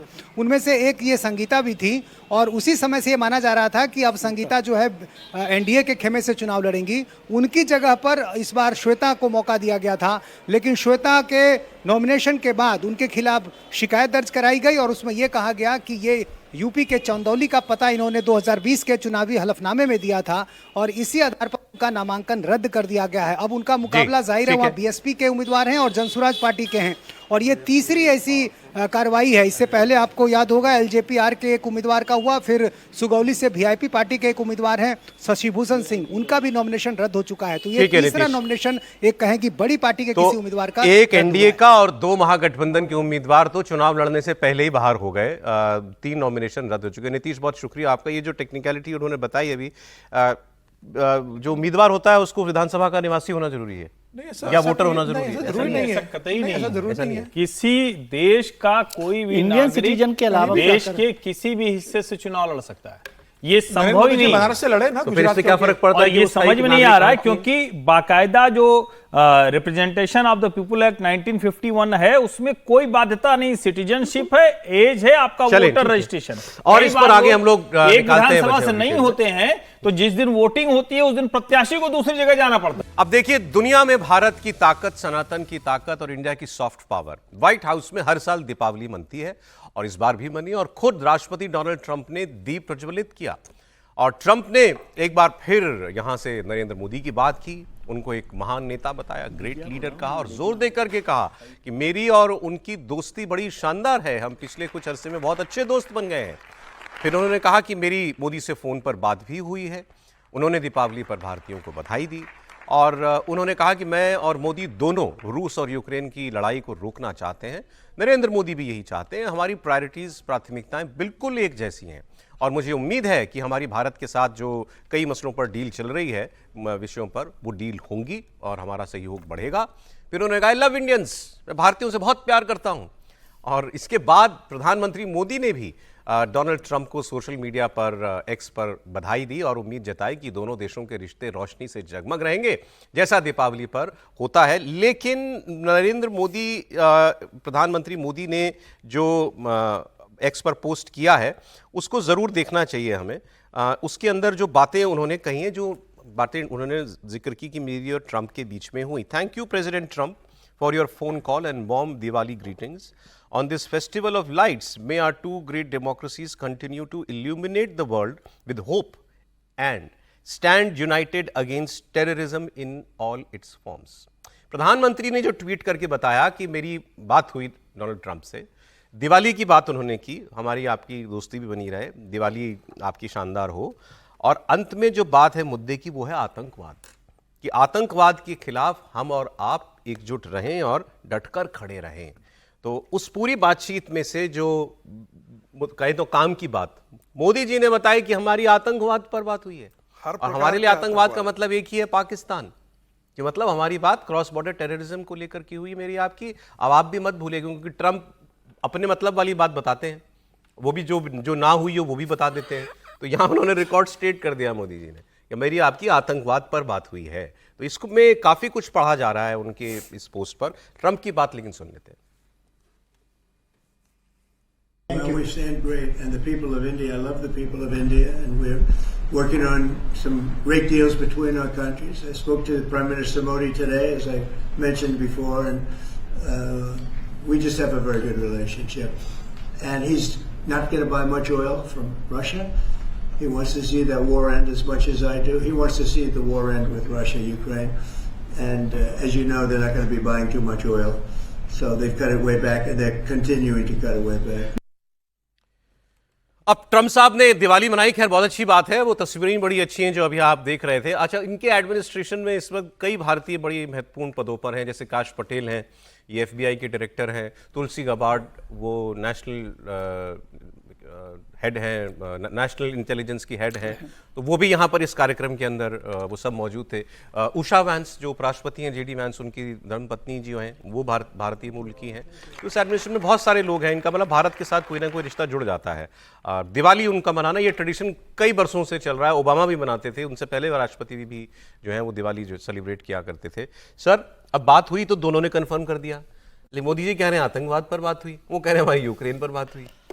उनका in all forms of terrorism की बात वो कर रहे हैं।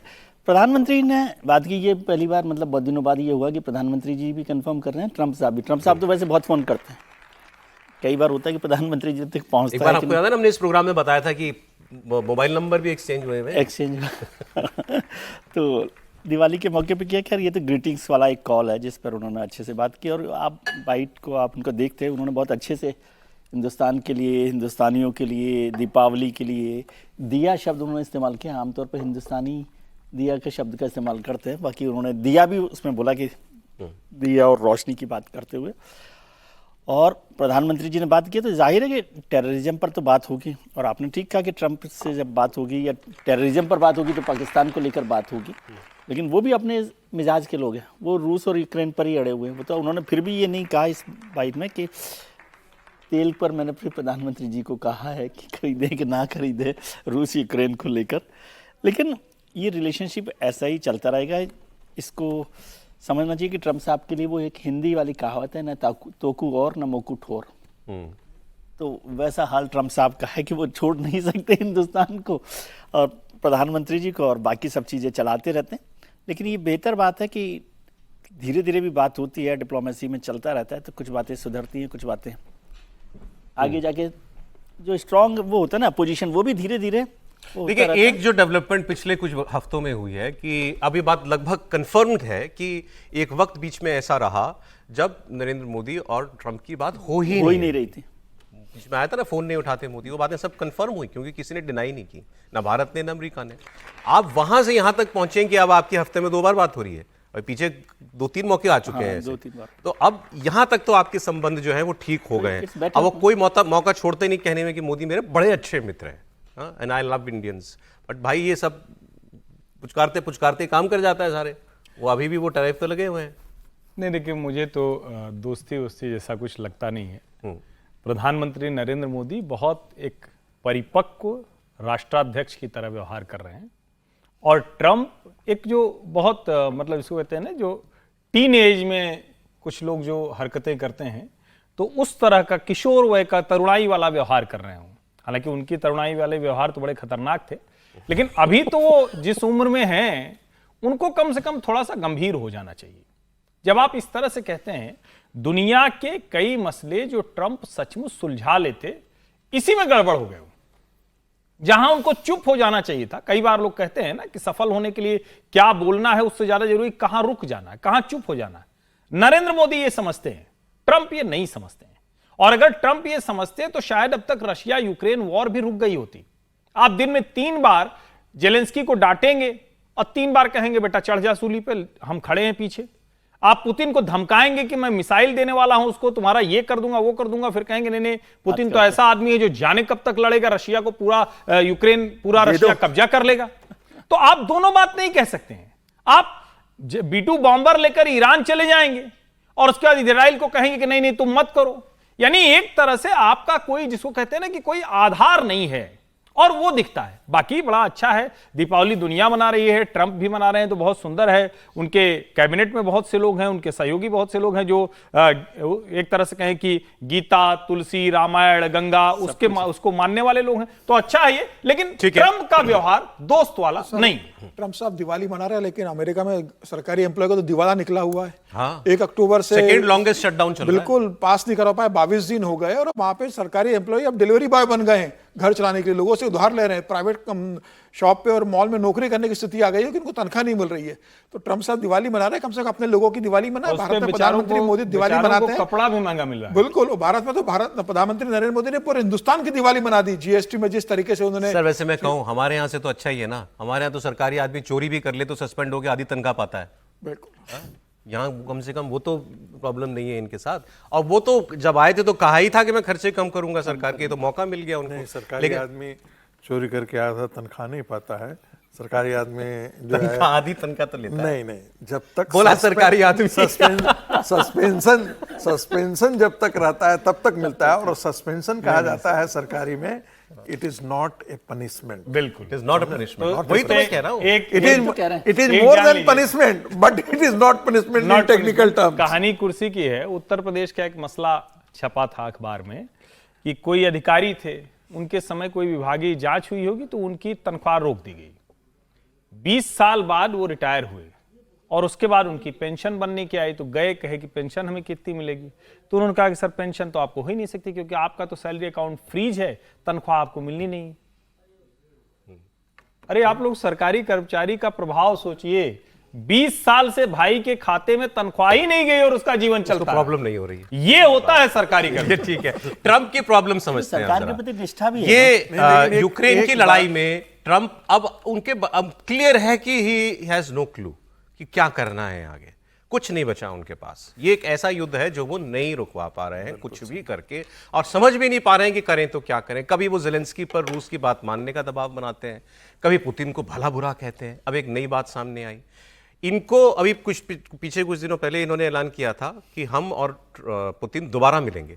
जगह भी बताई थी, हंगरी के बुडापेस्ट, हंगरी में ही है ना सर, आप तो गए ही होंगे। तो बुडापेस्ट में मिलना था और वहां के लिए जो रूस के फॉरेन मिनिस्टर है लावरोव और इनके विदेश मंत्री मार्को रूबियो, इनकी बातचीत फोन पे हो गई।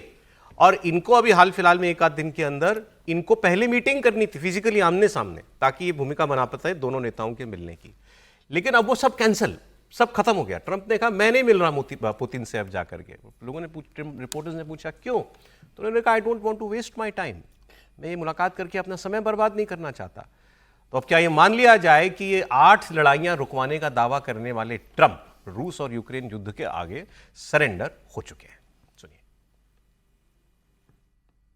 No, I don't want to have a wasted meeting. I don't want to have a waste of time. So I'll see what happens. But we did all of these great deals, great peace deals. They're all peace deals. They're agreements, solid agreements, every one of them. But this one, and I said, go to the line of battle, the battlefield lines, and you pull back and you go home, and everybody take some time off because you got 2 countries that are killing each other. 2 countries that are losing 5,000 to 7,000 soldiers a week.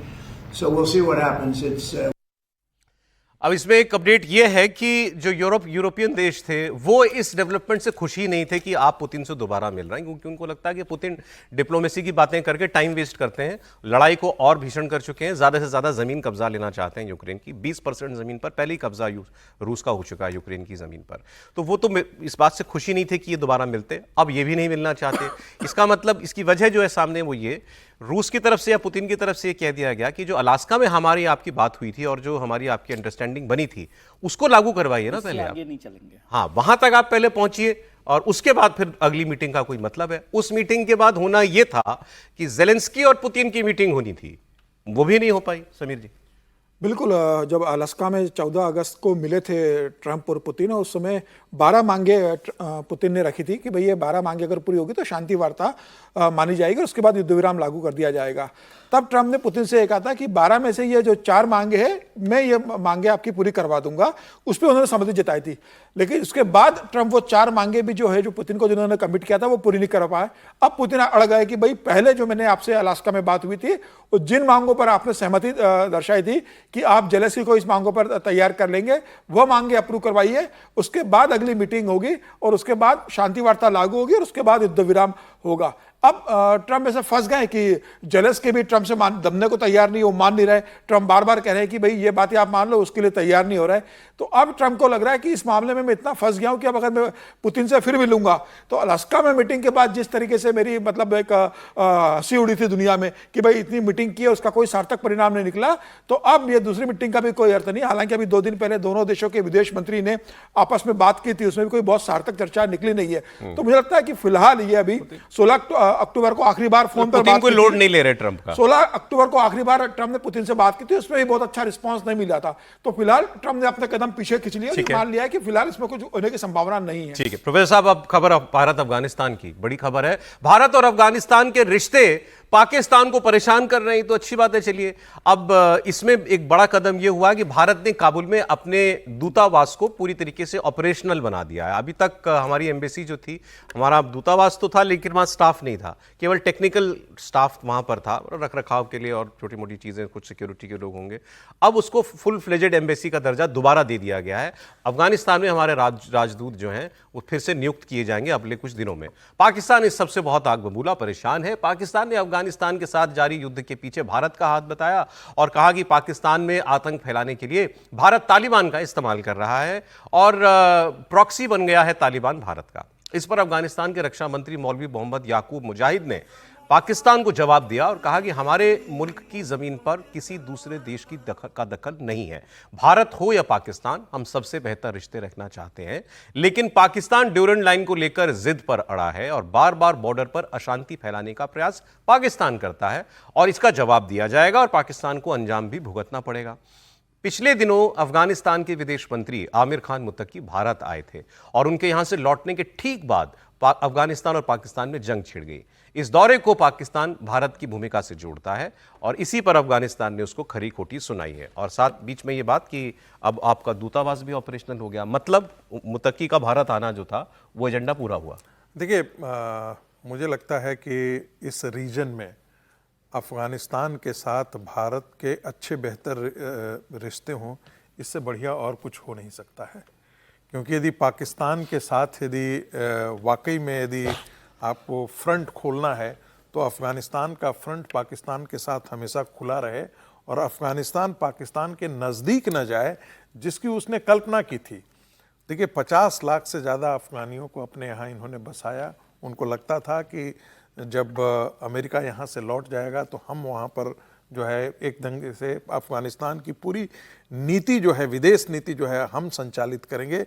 लेकिन पासा पलट गया है।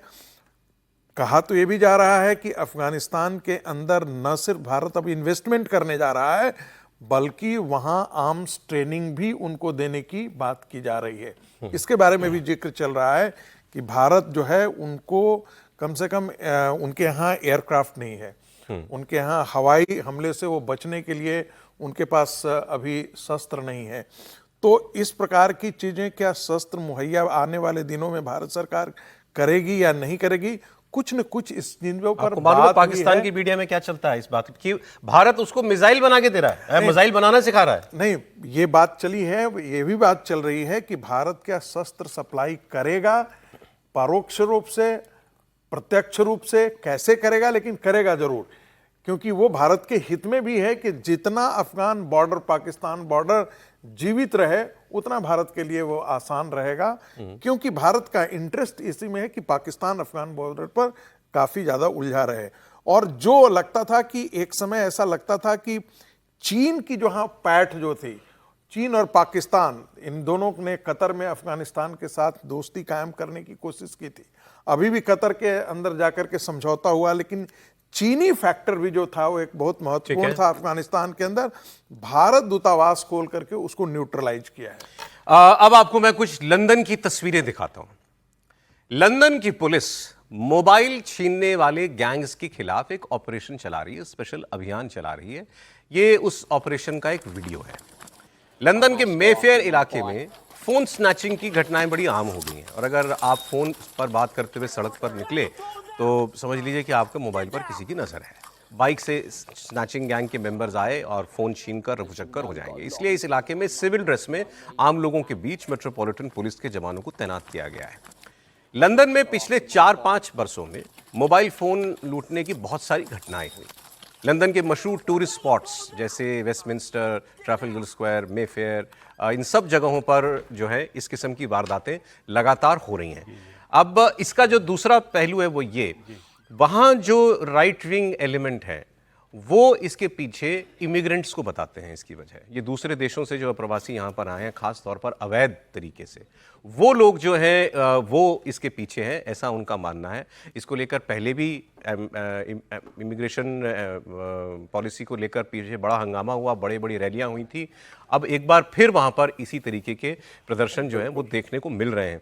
तो London के अंदर प्रवासी लोगों के खिलाफ ये जो माहौल है ये लगातार बढ़ता जा रहा है। त्रिपाठी जी, नहीं देखिए, ये लंदन को लेकर तो वैसे भी जो खबरें इधर पिछले कुछ वर्षों में आई हैं वो डरावनी हैं, 2 वजहों से।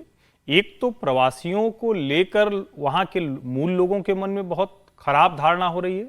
दूसरा, प्रवासियों के बीच में जो एक वर्ग है जिसको बार बार हम कहते हैं कि जो रेडिकल थॉट वाले लोग हैं, उनकी जो जनसंख्या है जब से बढ़ी है तब से लंदन के हर इलाके में जो लॉ एंड ऑर्डर की स्थिति है वो बहुत खराब हो गई है। पिछले कुछ वर्षों में ये भी हुआ है कि उसकी वजह से जो बार बार कहा भी जाता है, जिसको हम कहते हैं कि साउथ एशिया को कैसे देखें, उसमें भारत को अलग करके देखें या उसी एशियाई पहचान के साथ देखें। भारत के लोग कहते हैं कि हमें पाकिस्तान के साथ जोड़कर और बांग्लादेश के साथ जोड़कर मत देखिए। तो लंदन को लेकर जो दुनिया की एक समझ थी या कहें उनको जिस तरह से वो देखते थे वो बिल्कुल बदल गया है। और अब तो एक और खतरनाक बात हुई है ना, अभी जो वहां के मेयर हैं वो जिस तरह से व्यवहार कर रहे हैं वो एक कहें कि थोड़ा रेडिकल थॉट प्रोसेस की बात होती है। और अभी जब हम प्रदर्शन देख रहे थे, अभी कुछ दिन पहले ही जो प्रदर्शन थे, उस तरह के जो प्रदर्शन हो रहे हैं उनके पीछे भी वही वजह है कि जो अवैध प्रवासी हैं उन्होंने जो भारतीय हैं और जो दूसरे इस तरह के जो सीधे रास्ते से गए लोग हैं उनके ऊपर भी बहुत खतरा पैदा कर दिया है। क्या कह रहे हैं आप? वैध अवैध दोनों? देखिए, वैध और अवैध दोनों हैं। आप मुझे याद है कि पिछले साल कोई रात के 10 बजे 11 बजे में 12 बजे के आसपास लंदन के एक जगह पे पहुंचा तो टैक्सी वाले ने मुझसे कहा कि साहब आप रात भर जागते रहिएगा, ये जगह ठीक नहीं है, आपने कैसे चुना है इसको? तो मैंने कहा है क्या इसमें प्रॉब्लम क्या है? हमने तो इंटरनेट से चुना था और सस्ता देख करके, क्योंकि हमको सुबह की फ्लाइट लेनी है। तो उन्होंने कहा कि साहब ये पाकिस्तानी एरिया है, पाकिस्तान के। और मज़ेदार बात है कि वो टैक्सी चालक भी पाकिस्तान का था। अच्छा, समझने की नहीं, वो टैक्सी चालक भी पाकिस्तान का था और वो एरिया भी ऐसा माना जाता है कि वो पूरा पाकिस्तान का एरिया है। उस टैक्सी चालक ने ही मुझे रात में बताया, और वो बड़ा सेंट्रली लोकेटेड एरिया। और अभी आपको याद होगा लंदन में एक आतंकवादी वारदात हुई थी। मैं एक चीज जोड़ देना चाहता हूं, देखिए कोई 29 सरिया काउंसिल्स वहां पर ऑलरेडी ऑपरेट कर रहे हैं। बर्मिंघम वगैरह जो ऐसी स्थिति है वहां की तो आप हालत ही नहीं पूछ सकते। लेकिन सर, इस सबका इस सरकार, लंदन की मौजूदा लिबर पार्टी की सरकार है ना वहाँ, तो लिबर पार्टी लिबरल माने जाते हैं वहाँ के। इनके ऊपर इस सबका प्रभाव नहीं पड़ा था, लेकिन जो वो आतंकवादी घटना हुई उसके बाद कुछ इनके ऊपर प्रेशर बना, ज्यादा सख्ती हुई है। लेकिन अभी मैं बता रहा हूँ, अभी हमारे परिचित ही 2 महीने पहले, 1.5 महीने पहले ही लंदन थे, तो वहाँ पर ये रेगुलर हो रहा है। और इसको आप जो अभी प्रोफेसर साहब भी कह रहे हैं, ये लीगल इलीगल का मामला नहीं, वहाँ दोनों लोगों ने लंदन की लॉ एंड ऑर्डर की प्रॉब्लम क्रिएट कर रखी है। दूसरा, हिंदुस्तानियों के साथ मिलने के लिए वहाँ पर एक नया काम चल रहा है कि वो साउथ एशियन आइडेंटिटी के साथ चलना चाहते हैं। इंडियंस नहीं, नॉन इंडियंस। अच्छा, नॉन इंडियंस तो चाहते हैं कि वो अपनी पहचान के साथ रहें, क्योंकि उनके साथ किसी को कोई परेशानी नहीं है लंदन में मोटे तौर पर, ठीक है। लेकिन जो नॉन इंडियंस लोग हैं वो चाहते हैं कि उनको इंडियंस की जो क्रेडिबिलिटी है उसका फायदा मिल जाए, इसलिए वो एक साउथ एशियन की पहचान के साथ मैं था उसमें जब आप पूछेंगे अलग से तब वो पाकिस्तानी या बांग्लादेशी के तौर पर बताएंगे। तो आप लंदन का बता रहे हो, अभी न्यूयॉर्क में मेयर का चुनाव है, मदनानी किन लोगों से मिल रहे हैं वहां पर? जिन लोगों ने वर्ल्ड ट्रेड सेंटर को जिनका आरोपी रहा है कि उन्होंने उड़ाया, उनके साथ वो गले मिल रहे, फोटो खिंचवा रहे, और ट्रम्प ने उसकी लेकर ट्रम्प ने बहुत नाराजगी जाहिर की है कि मरने वाला चुनाव लड़ने वाला मेयर अगर इन लोगों से मुलाकात करेगा तो वो अगर मेयर बनेगा तो फिर क्या स्थिति होगी न्यूयॉर्क की। और आपको सबसे पहले अब मैं तस्वीर दिखाता हूं जो दूत बनकर कहिए राहुल गांधी के या झगड़ा सुलझाने के शांति दूत बनकर गए अशोक गहलोत लालू यादव तेजस्वी यादव से मिलने के लिए, उसकी तस्वीर अभी अभी एक आई है तो वो मैं आपको दिखा देता हूं। 1 घंटे तक ये मुलाकात चली ऐसा बताया जा रहा है। ये देखें, ये पिक्चर आ चुकी है, इसमें केवल 4 लोग हैं फ्रेम में, लालू यादव, तेजस्वी यादव, अशोक गहलोत और राबड़ी देवी जी, और कोई इसमें दिखाई नहीं दे रहा है। मतलब बिल्कुल टॉप लीडर्स के बीच में ही ये मीटिंग हुई है। थोड़ी देर पहले ही ये प्रोग्राम शुरू हुआ तो हमने आपको खबर दी कि मीटिंग शुरू हो गई है। 1 घंटा तक मीटिंग चली, उसके बाद गहलोत जी बाहर आ गए, उनकी बात भी हमने आपको सुनाई थी। उस बयान के बाद इन्होंने एक और बयान दिया, वो भी मैं आपको दिखाऊंगा, लेकिन पहले तस्वीर जो ये बता रही है भाई केवल इन 4 लोगों के बीच में बात हुई। इसमें एक उप मुख्यमंत्री, एक पूर्व, 2 और 3 पूर्व मुख्यमंत्री हैं इस पिक्चर में आपको दिखाई दे रहे हैं। 3 पूर्व मुख्यमंत्री, तो इन्हीं के बीच में ये चर्चा हुई है। तो यहाँ तो लालू जी बोले होंगे ज़्यादा, मुझे लगता है लालू जी ने ही जो भी डायरेक्शन दिया होगा उन्होंने दिया होगा। सर बिल्कुल ठीक बात है, लालू जी, और वो लालू जी से ही मिलने गए, लालू जी के साथ कम्युनिकेट करके इस मामले को सुलझाया जा सकता है।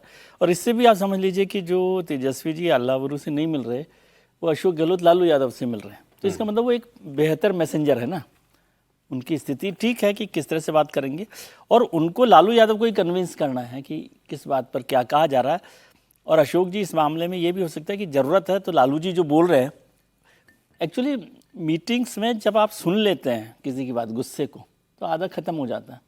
तो लालू जी का जो गुस्सा होगा या तेजस्वी का होगा, तेजस्वी को लालू जी ने कहा होगा मैं बात करता हूँ तुम छोड़िए तो वो बात हुई होगी।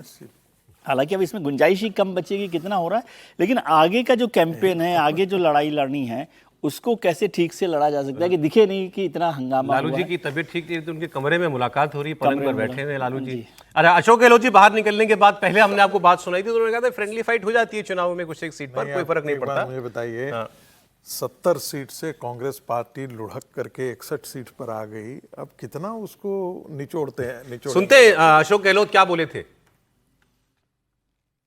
ये अच्छी बात हुई है, लालू जी अच्छी बात हुई है, और कल प्रेस कॉन्फ्रेंस है, और इसमें स्पष्ट हो जाएगी, तो मिलकर कैंपेन शुरू करेंगे। अच्छी बात हुई तेजस्वी जी और लालू जी। सारी बातें कल क्लियर हो जाएगी आपके सामने। और 243 सीटें यहाँ पर है, 243 सीटों में 5-7 सीटों में तो थोड़ा कंफ्यूजन हो जाता है, केवल फ्रेंडली फाइट भी होती है, उसमें कोई ज़्यादा इसको आपको बहुत सीरियस लेना नहीं चाहिए।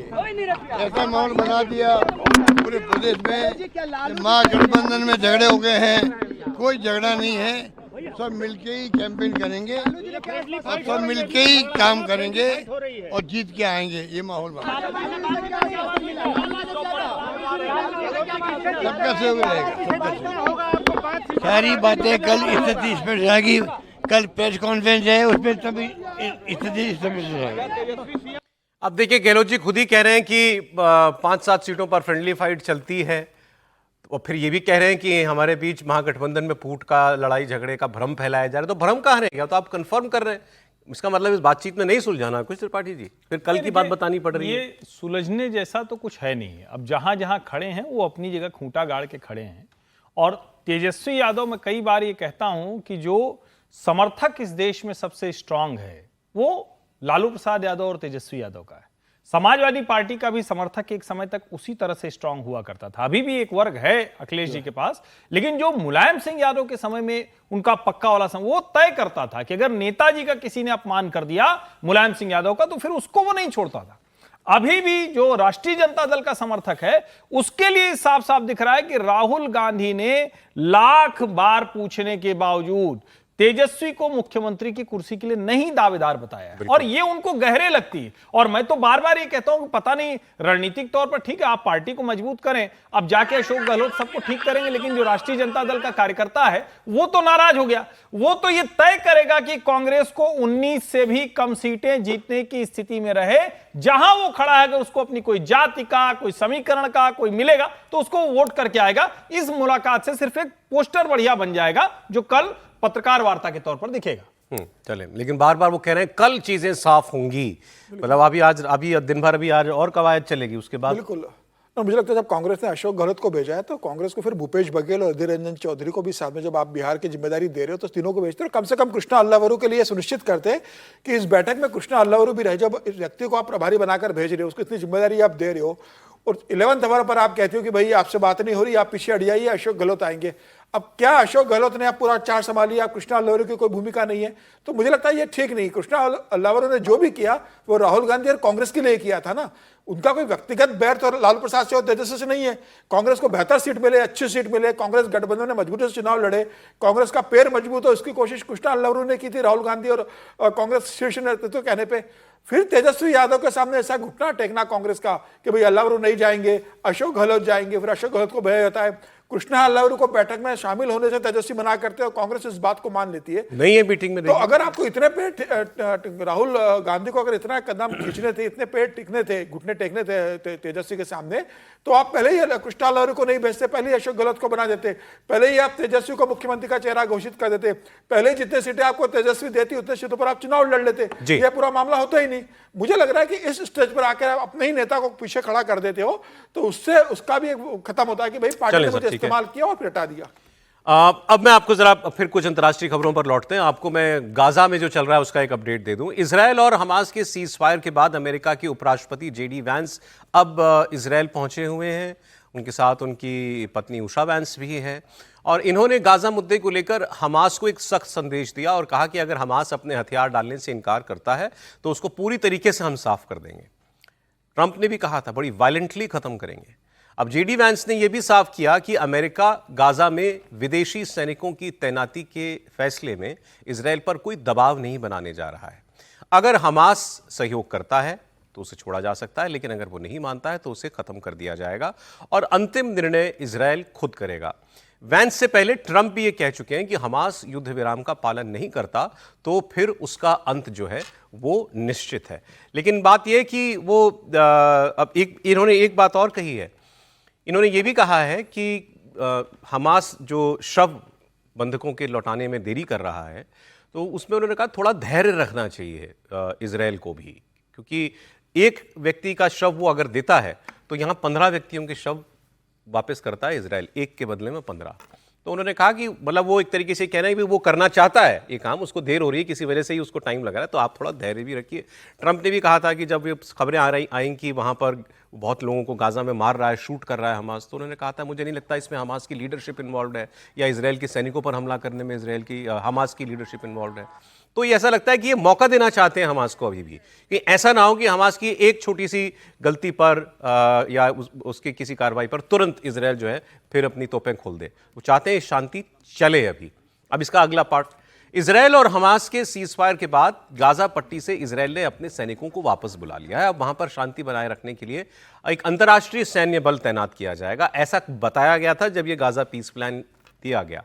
लेकिन इसमें जिन देशों को शामिल होने की संभावना है वो वहां सैनिक भेजने से हिचकिचा रहे हैं। उन्हें इस बात का डर है कि सैनिकों की तैनाती का मतलब हमास से लड़ाई ना मान लिया जाए। वो क्लियर ये कह चुके हैं कि हमसे एक्सपेक्ट मत कीजिए कि हम हमास से लड़ेंगे आपके लिए। ट्रंप के गाजा पीस प्लान पर जॉर्डन, कतर, पाकिस्तान, तुर्की, सऊदी अरब समेत बहुत से देशों ने समर्थन किया था। यूरोप के देश भी आए थे। लेकिन गाजा पट्टी में सैनिकों की तैनाती को लेकर अब सब चुप हैं। कोई इस झगड़े में अपने आदमी को नहीं डालना चाहता है। वो एक्सपेक्ट तो यही किया जाएगा ना प्रोफेसर साहब कि अब संभालो, तुम ही संभालो, अब इजराइल पीछे हट गया है। देखिए, जो पीस कीपिंग फोर्स जब जाती है इस प्रकार की, तो वहाँ शांति बनाने के लिए, हम उसको कहते हैं पीस मेकिंग, भी कई बार उसको करना पड़ता है। और जब आप पीस मेकिंग करने, पीस कीपिंग ही नहीं, पीस मेकिंग भी करना पड़ता है कई बार। और जब आप पीस कीपिंग से पीस मेकिंग की तरफ बढ़ते हैं तो स्वाभाविक है आपको कई बार आपको हथियार भी चलाने पड़ते हैं।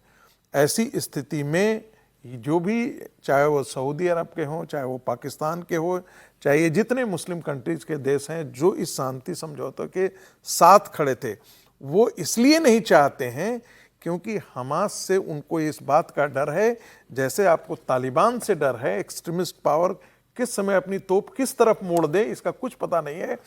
हमास किस तरफ अपने मोड़ देगा जब वो अपने ही पैलेस्टाइन अरब्स को मार रहा है अपने रीजन में, जहां पर उसका, जिसे कहते हैं कि वो रूल करता है, वहां पर अपने ही लोगों को जब वो मार रहा है, तो जो पीस कीपिंग करने वाले जो लोग, जो बाहर के फोर्सेस आएंगे, उनके साथ वो कल जाकर के उसके युद्ध नहीं हो जाएंगे, झगड़े नहीं हो जाएंगे, उनको ये बंधक नहीं बना लेगा या उनको ये नहीं मारेगा, इसकी कोई गारंटी नहीं है। इसीलिए मुझे लगता है कि ये सारे कतरा रहे हैं। दूसरी बात ये है कि इजराइल आज नहीं तो कल ये ऑपरेशन खत्म नहीं करेगा, ये बात तय है।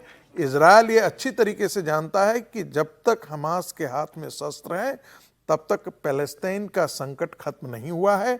वहां पर रीबिल्डिंग ऑफ, जिसको हम कहते हैं गाजा का रीबिल्डिंग भी जो है वो ठीक से नहीं हो पाएगा जब तक हमास के हाथों में शस्त्र है। तो इसलिए उसको निशस्त्र करना है उसका पहला कर्तव्य। तीसरी बात एक और जोड़ देना चाहता हूं, नेतन्याहू इस लड़ाई को आगे खींचना चाहते हैं और ये जानबूझकर के खींचना चाहते हैं क्योंकि नेतन्याहू के खिलाफ भी वहां पर कोर्ट में करप्शन के केसेस चल रहे हैं और इनको डर है कि कभी भी कोर्ट के निर्णय हमारे खिलाफ आ सकते हैं। तो इस लड़ाई को नेशनलिज्म की लड़ाई में डाल करके वो तो ट्रंप ने साफ ही बता दिया था जब वो पार्लियामेंट में स्पीच थी इजराइल की, तो उन्होंने कहा उनके राष्ट्रपति की तरफ देखते हुए कि आप ये बड़ा आदमी हैं, इसको एमनेस्टी दे दीजिए, पार्डन कर दीजिए इसको, मतलब इसके केस बंद कर दो। एनीवे, लेकिन सर एक वजह ये भी लगती है मुझे कि ये देश जो है, खास करके ये मुस्लिम देश जो है, ये क्यों नहीं वहां पे फौज भेजना चाहते? पाकिस्तान भुगत रहा है ना अभी। आप इसने तो केवल पीस प्लान को मंजूर सहमत हुआ तो आग लग गई देश में, और इनसे अगर आप एक्सपेक्ट करेंगे कि हमास लड़ तो फिलिस्तीन के लिए रहा है ना, उस पर गोली चलाएं, तो क्या हाल होगा इनके अपने देश में? बिल्कुल ठीक बात है। ये देखिए, एक तो दो चीज़ों को हम बार बार क्या करते हैं, एक साथ रखते हैं, हमास को और इजराइल को। इजराइल एक देश है, उसका बिहेवियर अलग तरीके का होता है, कहीं पर भी करना हो, डिप्लोमेसी की बात हो। हमास एक टेररिस्ट ऑर्गेनाइजेशन है और हमास को उन सारे देशों का समर्थन हासिल, एक तो दुनिया भर के कोई भी टेररिस्ट ऑर्गेनाइजेशन बिना किसी दूसरे देश के सपोर्ट के बिना नहीं चलते। आप समझते हैं कि वो 50 लोग, वो 50,000 लोग लड़ रहे हैं, ऐसा नहीं है। वो पाकिस्तान से भी जो टेररिस्ट आते हैं, जिनको हम लोग कहते हैं जैश ए मोहम्मद, लश्कर तैयबा, या वो लोग, वो भी पाकिस्तान के सपोर्ट में है। टीटीपी के लोग हैं, वो अलग तरीके से। तो हमास को ये समझ लेते हैं हम लोग लड़ाई में कि हमास तो खत्म हो जाएगा। कर दिया क्या खत्म किसी ने हमास को? क्योंकि हमास अकेला लड़ने वाला नहीं होता, उसके पीछे सारे सपोर्ट के देश हैं। और आपने उसका जिक्र कर ही दिया कि पाकिस्तान के जिस साथ हुआ है, ऐसा दुनिया के जो और देश जो पाकिस्तान हमास को सपोर्ट कर रहे हैं, वो कभी इस मसले पर आगे नहीं आएंगे। और जो वैंस साहब और उससे पहले ट्रंप साहब रोज रोज कहते हैं कि हम खत्म कर देंगे, कर देते हैं खत्म। यदि इतना छोटा मसला होता तो हो सकता है क्या? वो नहीं हो रहा। हमास के पीछे पूरी एक बड़ी ताकत है, इसलिए वो बार बार ये धमकाने के लिए, ठीक है कि इस पीस प्लान पर आगे बढ़िए, काम करिए। और नेतन्याहू भी समझते हैं, हम नेतन्याहू को भी लार्जर देन लाइफ समझते हैं, समझे? तो वो नेतन्याहू हमास से नहीं लड़ रहे। नेतन्याहू हमास के साथ जो 20-25 देश उनको सपोर्ट कर रहे हैं, उनके साथ की लड़ाई है। और ट्रंप भी और वेंस भी ये बात समझते हैं, इसलिए वो रोज कहते हैं कि अच्छा एक मौका और। तो इस लड़ाई को इतना आसान मत समझिए। और नेतन्याहू तो अपनी डोमेस्टिक पॉलिटिक्स के लिए इसको हाँ, वो तो उनका अपना अलग एजेंडा भी हो सकता है, लेकिन यहाँ शांति हो, इसके लिए सऊदी अरब और इजराइल ने एक बात कही है साफ साफ ट्रंप को कि आगे जो भी हालात बने गाजा में, इसमें कोई इन्वॉल्वमेंट इजिप्ट, माफ कीजिएगा, तुर्की की और कतर की नहीं होगी। इनको भरोसा नहीं है। हाँ। इनको लगता है हमास के पीछे यही दोनों देश सबसे मजबूत। हाँ, तो इसीलिए मैंने नाम नहीं लिया, लेकिन वो लोग हैं उनके साथ खड़े हुए हैं। अब एक चाइना की खबर आपको बताते हैं। चाइना से क्योंकि खबरें बहुत कम निकलती हैं अब, लेकिन इन दिनों जो हुआ वो पूरी दुनिया में छप रहा है। शी जिनपिंग क्लीनिंग कर रहे हैं, सफाई कर रहे हैं, बहस इस पर हो रही है। चीन की आर्मी से बड़े बड़े जनरलों को आउट कर दिया गया और इनमें सबसे अहम है कुछ नाम, जैसे वेइडोंग नाम के एक शख्स हैं, ये पीएलए में पीपल्स लिबरेशन आर्मी में नंबर 2 पर थे, नंबर 2 जनरल थे। और जिनपिंग चीनी आर्मी मतलब पीएलए के सुप्रीम कमांडर हैं। उन्हीं के बाद ये वेइडोंग आते थे और इन्होंने निकाल बाहर किया। ये कार्रवाई ऐसे वक्त में हो रही है जब शी जिनपिंग के उत्तराधिकारी की चर्चाएं चल रही हैं। वेइडिंग इसके सबसे बड़े दावेदार भी माने जा रहे थे। हेइडोंग चीन की सत्ताधारी पार्टी कम्युनिस्ट पार्टी के पॉलिट ब्यूरो के सदस्य थे। इस पद से भी उनको हटा दिया गया और इसके बाद शी जिनपिंग ने 9 बड़े ऑफिसर्स और उनको भी बाहर का रास्ता दिखा दिया। ज़्यादातर पर करप्शन के चार्जेस लगाए गए हैं। सभी से मिलिट्री स्टेटस भी छीन लिया गया है। जिनपिंग सरकार का कहना है कि चीन की आर्मी को पूरी तरह से क्लीन करना है, क्लीन इमेज वाला बनाना है, इसलिए ये कदम उठाए गए। लेकिन चर्चाएं ये चल रही हैं कि शी जिनपिंग अपने बाद वाली पंक्ति को पनपने देना नहीं चाहते। जो शी जिनपिंग के समर्थक हैं उनका ये मानना है कि वो एक ये लेगेसी छोड़ के जाना चाहते हैं। एक तो एक ही पार्टी का राज है, कम्युनिस्ट पार्टी का, लेकिन कम्युनिस्ट पार्टी में कई धड़े हैं और कम्युनिस्ट पार्टी में परिवारवाद भी है। तो कई बार ऐसा हुआ है कि परिवारवाद पार्टी के ऊपर हावी हुआ, तो वो ऐसा नहीं चाहते। और दूसरा करप्शन, वो कहते हैं कि ये शी जिनपिंग टॉलरेट नहीं करना चाहते। दूसरा धड़ा ये कहता है कि शी जिनपिंग को केवल अपने लॉयलिस्ट चाहिए। एक इंपॉर्टेंट बात यह कि इनसे पहले जो भी चीन के राष्ट्राध्यक्ष रहे हों, कभी उन्होंने सेना में इतने बड़े पैमाने पर कार्रवाई नहीं की अपने जनरलों के खिलाफ। शी जिनपिंग ऐसा कर पा रहे हैं, इससे ये पता लगता है कि इनका होल्ड अभी भी कितना बाकी है। और समीर जी, आपको याद होगा कुछ महीने पहले एक खबर बड़ी वायरल हो गई थी, बड़ी चर्चाएं चली थी कि शी जिनपिंग को हटाया जाने वाला है, राइवल फैक्शन ज्यादा हावी हो गया है। ये तो जनरलों को नहीं छोड़ रहे। ये भी दिखाया गया था कि चाइना के स्पेस में फ्लाइट वगैरह नहीं है, सो इस प्रकार की ये हालत हो गई है। जी देखिए, शी जिनपिंग जब चार्ज संभाला था और उस समय उन्होंने जब अपने सेना को संबोधित किया था और अपने कम्युनिस्ट पार्टी को संबोधित किया था, तो उन्होंने बहुत स्पष्ट कहा था कि भाई बड़ी मछलियों को मैं पकड़ूंगा, छोटी मछलियां तो अपने आप फंदे में आ जाएंगे, और जो करप्शन चल रहा है सेना के अंदर और बड़े पद पर बैठ के, उसे मुझे साफ करना है। और उन्होंने बहुत तेजी से उस समय भी कई बड़े जो पदाधिकारी थे, पार्टी के जो संगठन के पदाधिकारी थे या सरकार में थे या सेना में अहम भूमिका निभाते थे, उनके खिलाफ जांच करवाई और कई लोगों को उन्होंने मौत के घाट उतारा, कईयों को जेल दिया, कई लापता हो गए बड़े पदाधिकारी। तो शी जिनपिंग का जरूर रहा है कि चाइना के अंदर करप्शन फ्री जो शासन देना चाहते वो, और लंबे समय से जो बने हुए और उनकी जो लोकप्रियता बनी हुई है उनके अंदर,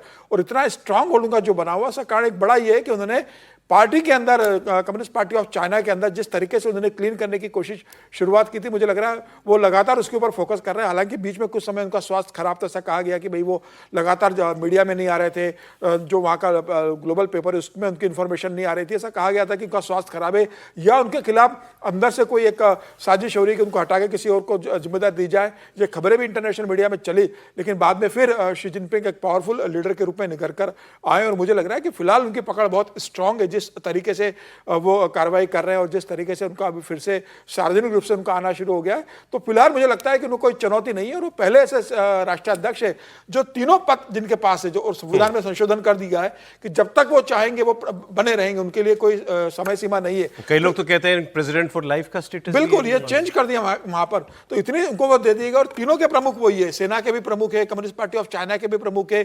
चीन के राष्ट्रपति भी है, वो पहले ऐसे प्रमुख है, तीनों जगह तीनों पोस्ट इनको पास है। तो इतना शक्तिशाली आदमी जब अगर चीन के अंदर कोई बन गया है, तो मुझे नहीं लगता कि उन्हें कोई अभी किसी तरह की चुनौती। आपको शी जिनपिंग पर कमेंट करना है या अखिलेश यादव पर? नहीं, मुझे तो ये लग रहा है कि भारत में कितने ऐसे लोग हैं जो आजीवन अध्यक्ष हैं अपनी पार्टी के। तो याद आया कि वो वहाँ भी संशोधन हुआ था अरविंद जी वाली पार्टी में, पहले 3 साल के लिए था कि जो संयोजक हो बदले। मतलब अखिलेश जी पर बात करना चाहते हैं, मैं एक शी जिनपिंग पे एक बात छोड़ देता हूँ कि शी जिनपिंग, मुझे लगता है ये जो फैसला है इसका मतलब उन्होंने अपना उत्तराधिकारी ढूंढ लिया है। ऐसा क्यों? ये जो लोग उस कतार में थे उन सब लोगों को उन्होंने आउट किया है।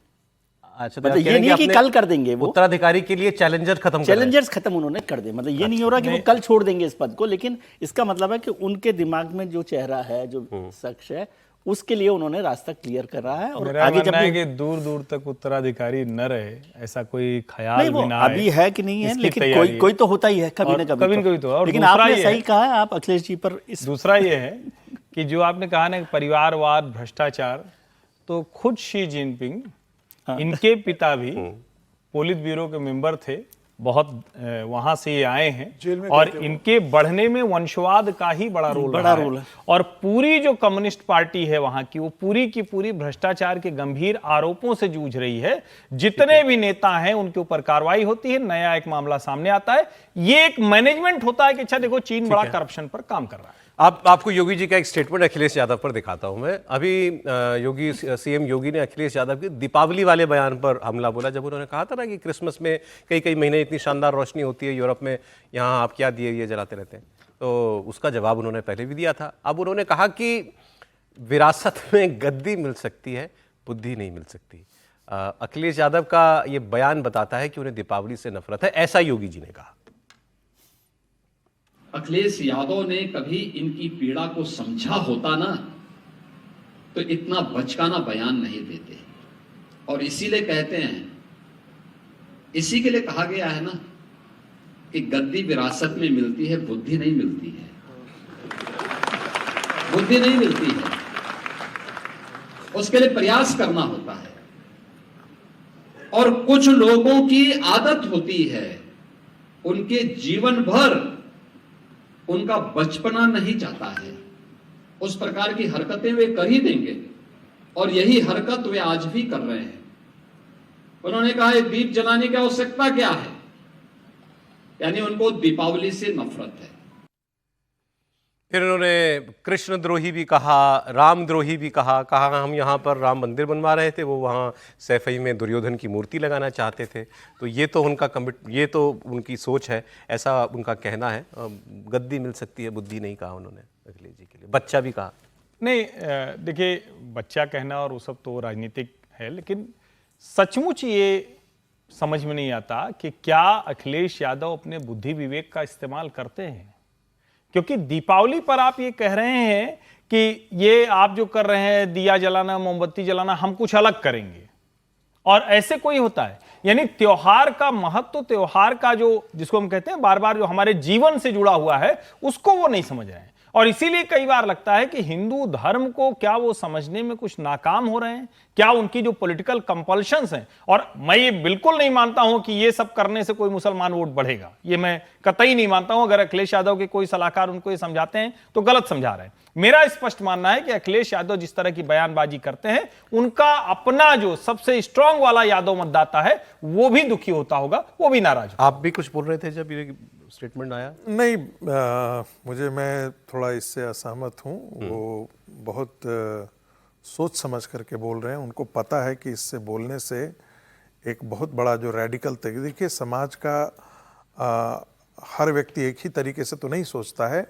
लेकिन समाज का जो हाँकने वाला तबका है, जो रेडिकल एलिमेंट है, वो वैसा ही सोचता है। उनको लगता है कि अखिलेश उत्तर प्रदेश के हमारे लिए नायक हैं। ठीक है, हमारी समाज की लड़ाई उत्तर प्रदेश में वही लड़ रहे हैं। नहीं तो हिंदुत्व, एक जो शुरू में बोला था ना, मैं बार बार कहता हूं, Hindutva is a political response to political Islam and political Christianity in India. It is not a response to religious Islam, not a response to religious Christianity. बहुत शुक्रिया प्रोफेसर साहब आपका। समीर जी, विजय जी, हर्षवर्धन जी, कल फिर मिलते हैं कहानी कुर्सी की में ठीक 1 बजे।